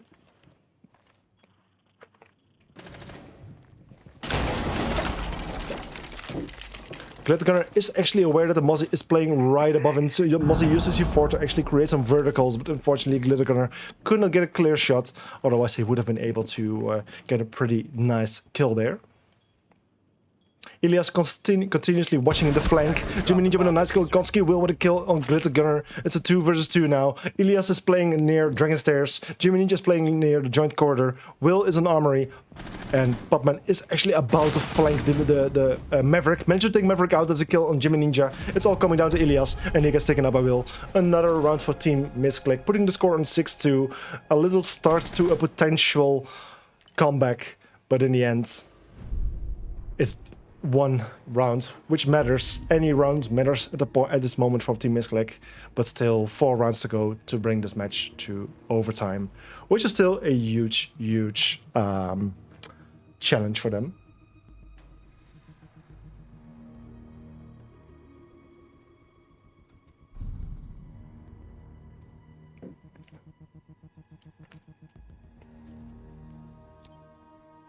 Defenders, protect your bombs from being defused by attackers. For the third defensive round of Team Missclick, we're now going to the office initiation bomb site. It has been played 2 times before by Team Benelux. This is the first time it's going to be played by Team Missclick. Am I saying that correctly? Am I saying that correctly though? Yeah. They played bunk daycare twice, if I'm correct. This is going to be the first time for them to play here.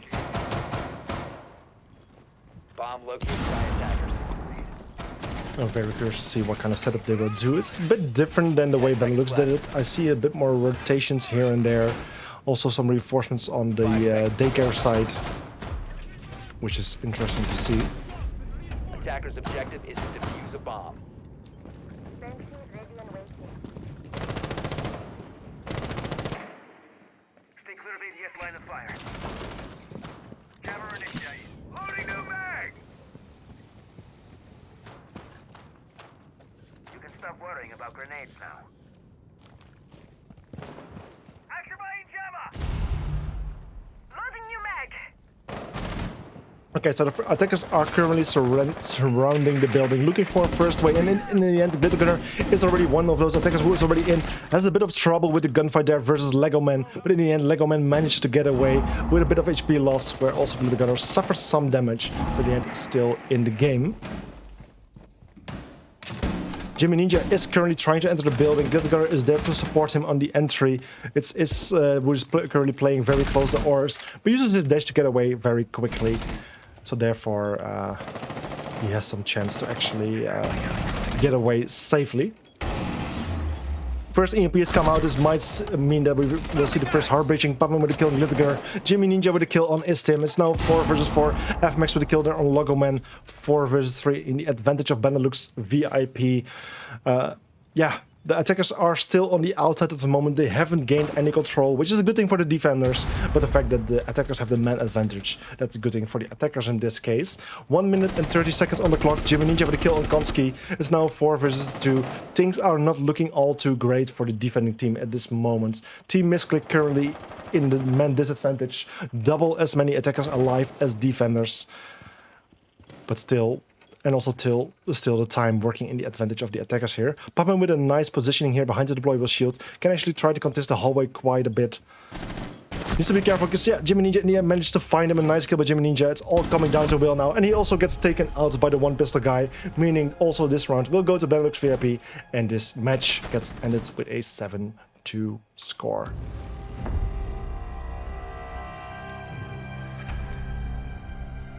So I would like to introduce you guys to Benelux VIP, your ESA Season 3 winner, which has won the third season of the Benelux, of the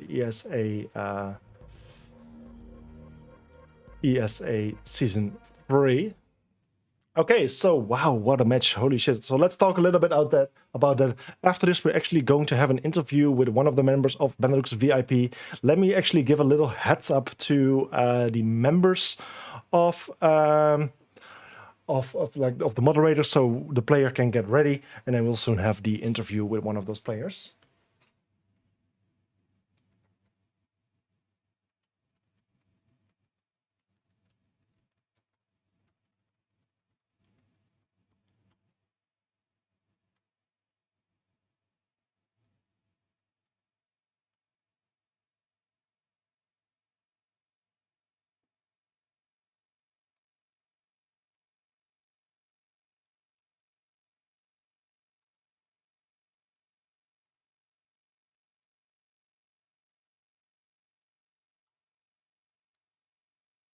Okay, so I have just given the words that we are going to have an interview.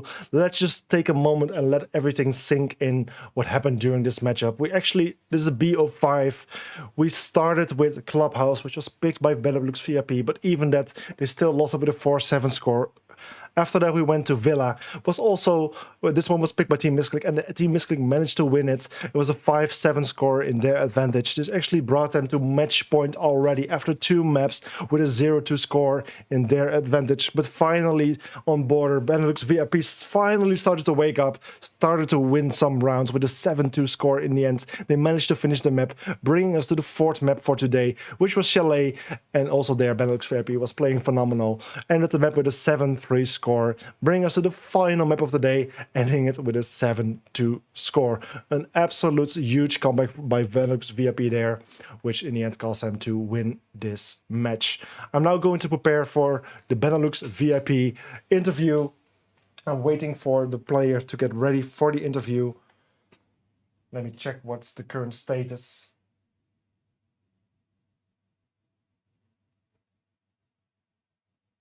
Okay, so we're still taking a little bit of time waiting for the player to get ready for the interview. Meanwhile, I would like to take a chance to all of you viewers to thank you for watching throughout this whole competition, throughout this whole season.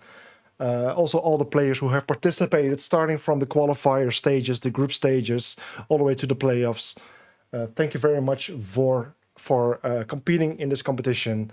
And like Redneck said at the opening stage of this evening, please stay tuned for more information. Keep an eye on the ESA socials, Twitter and Discord for more information regarding future events within ESA.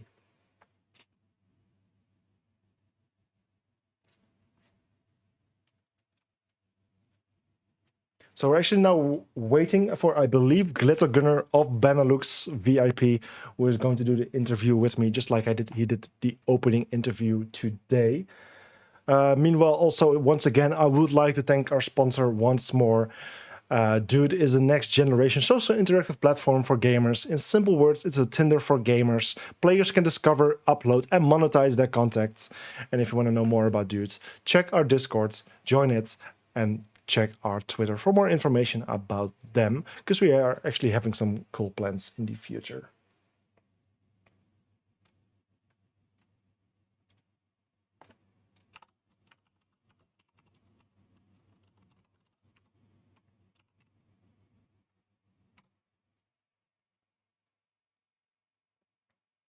So yeah, now it's just a waiting game for Glitter Gunner to actually be ready for this interview. We're waiting for him to join the voice channel so we can actually start this interview with him. So we're trying to get into contact with him and hoping that he can join soon.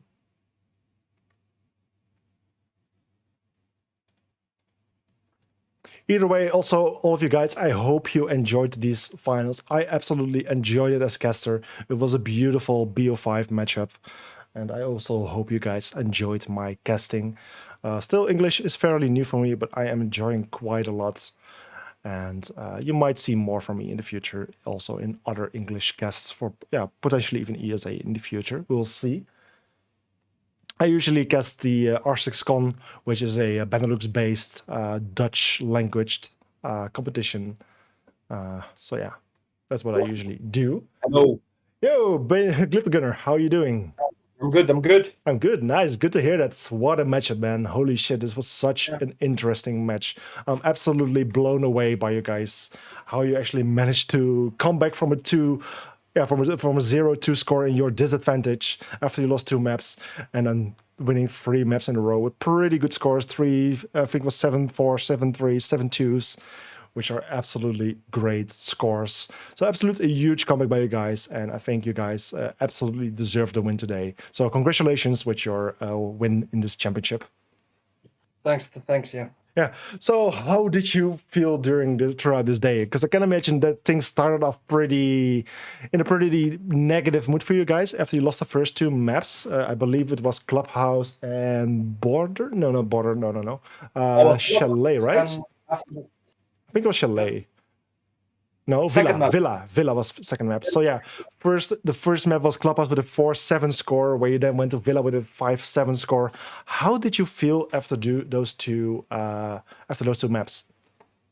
Yeah, like personally, like I wasn't really happy, like people who know me, I rage quickly. So yeah,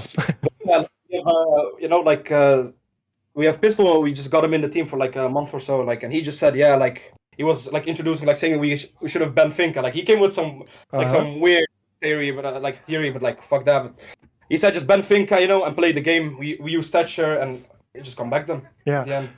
Has there been like any moments that caused you guys to turn around? Because I mean, like starting from Border, things actually went well for you. Is there any particular reason for that? No, I think like at Border, like in the beginning of the match of Border, like I think I made like a play, like getting a triple kill or something.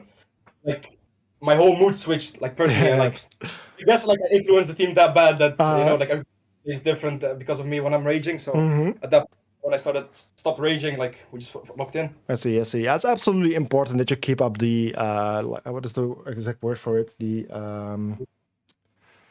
attitude. Yeah, like the feeling within the team, how to really keep up the right. I cannot come up with the right word at the moment, but like to really keep up the right kind of feeling, so everyone is feeling positive. Still, like, okay, guys, we can do this, we can win this, and it's really important to do that. So I'm happy that you actually found your moment to turn things around and actually, work your way towards the win. But like after winning that first map on Border, it was a start, but you weren't quite there yet. Because I mean, you still needed to play 2 more maps after that in order to actually win this series. So after winning Border, how did you feel then? Did you still feel like a bit like, okay, but we still got a long way to go, we still need to win 2 more maps? Or did you guys, okay, we got this, and was everything a lot more positive from this point on? Yeah, like we won Border, and we know we're strong at the like on Chalet, but I also knew that strats on Chalet, like you could see, and I just said, like, guys, if we win Chalet, for sure we're gonna smoke them on Team Park, and that would happen. I think like knowing that Team Park was the next map, I think that gave us really motivation to like win Chalet. Okay, so you already had a really good feeling about Team Park. How come that you then not just picked Team Park earlier on? Why did you not pick it? Why did you leave it as decider? Personally, like, it's not that we know that we're strong on Team Park, but to be honest, like, never seen or heard anything like they're not known for playing on Team Park. Okay. So we thought, Yeah, therefore you did not really have a good idea on how they would perform on this map, and therefore you didn't feel quite comfortable to pick it, and you decided to leave it for the end instead. Yeah. Okay. Well, actually, let me just take a quick look at bring up the prize pool again, because you guys have won 380 British pounds, which is equivalent to about maybe 460 euros. At the same time, the second team is then Team Missclick. They won 130 British pounds, which is equivalent to about 160 euros. But to go back to your prize pool, which is, like I said, for about 460 euros. How are you guys going to spend it? Me, I don't know if I should say it on stream, but the others. So Yeah, you don't need to go into detail but I can assume that you and your teammates are fairly happy with it. I don't think, like, I'm sorry? personally for us, I don't think it was about the money. You know, we're just trying to have some fun. Yeah, I mean, And, it has been a great competition for you guys. Some great, high-renowned teams also participating in it. It never been a very easy competition, also not for you guys, but still, it's a pretty cool competition to participate in, I assume. And also, since this competition is also mentioned on Wikipedia, I think you guys will also earn some good points. Some of your teammates already have their own Wikipedia page, but I can imagine that some of you guys even might get it or get a bit closer to eventually earning it. So that's also a really cool fact about winning this competition. So you're actually earning some points. So yeah, with actually the match now finally done, any plans for celebrations? Me, I got to do something like in an hour or so. So me, I'm not celebrating. But, like, I don't really think anybody's celebrating. No, so it's still a game, you know. So yeah, so it's mostly individual celebrations with the family and surroundings and friends, but nothing as a team at the moment. Okay, well, is there anything you want to say to the viewers, to Team Missclick, to anyone on the board or for whatever before you guys are signing off and before I wish you a good evening? Yeah, me, you know, like, shout out to Team Missclick, of course. Like, they played better than I thought. But not everyone is gonna understand what I'm gonna say right now. But 3 Elbozo 24. What? That's how I end. 3 Elbozo 24, and that's how I ended. Yeah, okay. I don't even understand it, but surely there's people who do understand it, so that's fine. Well, if that's it, then I would love to thank you for your participation in this competition. Thank you for being here today, also for the interviews. And I will wish you a great evening, and I hope to see you soon in any other competition. Yeah, see you soon. So have a good evening and enjoy your victory. So that's it. Thank you once again, Glittergunner, for your time in this interview. Also, thank you to all of your players who have participated, viewers who have been viewing this competition, but also the people who organize it. Of course, there's like quite a lot of people involved here. So a huge thanks to them for actually making this whole competition possible. I think I speak in the name of everyone if I say that everyone is very happy with the work that ESA has done on this competition, the prize pool they have provided, and also Dude for sponsoring, of course.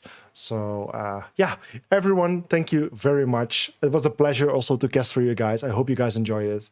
And well, perhaps we'll see each other in the near future. So everyone, I wish you guys a good evening, and we'll see each other another time, perhaps. So, and also regarding the future events from ESA, make sure to keep an eye on their socials because there will be information shared in the near future. So everyone, good evening, and we'll see you guys again. Goodbye.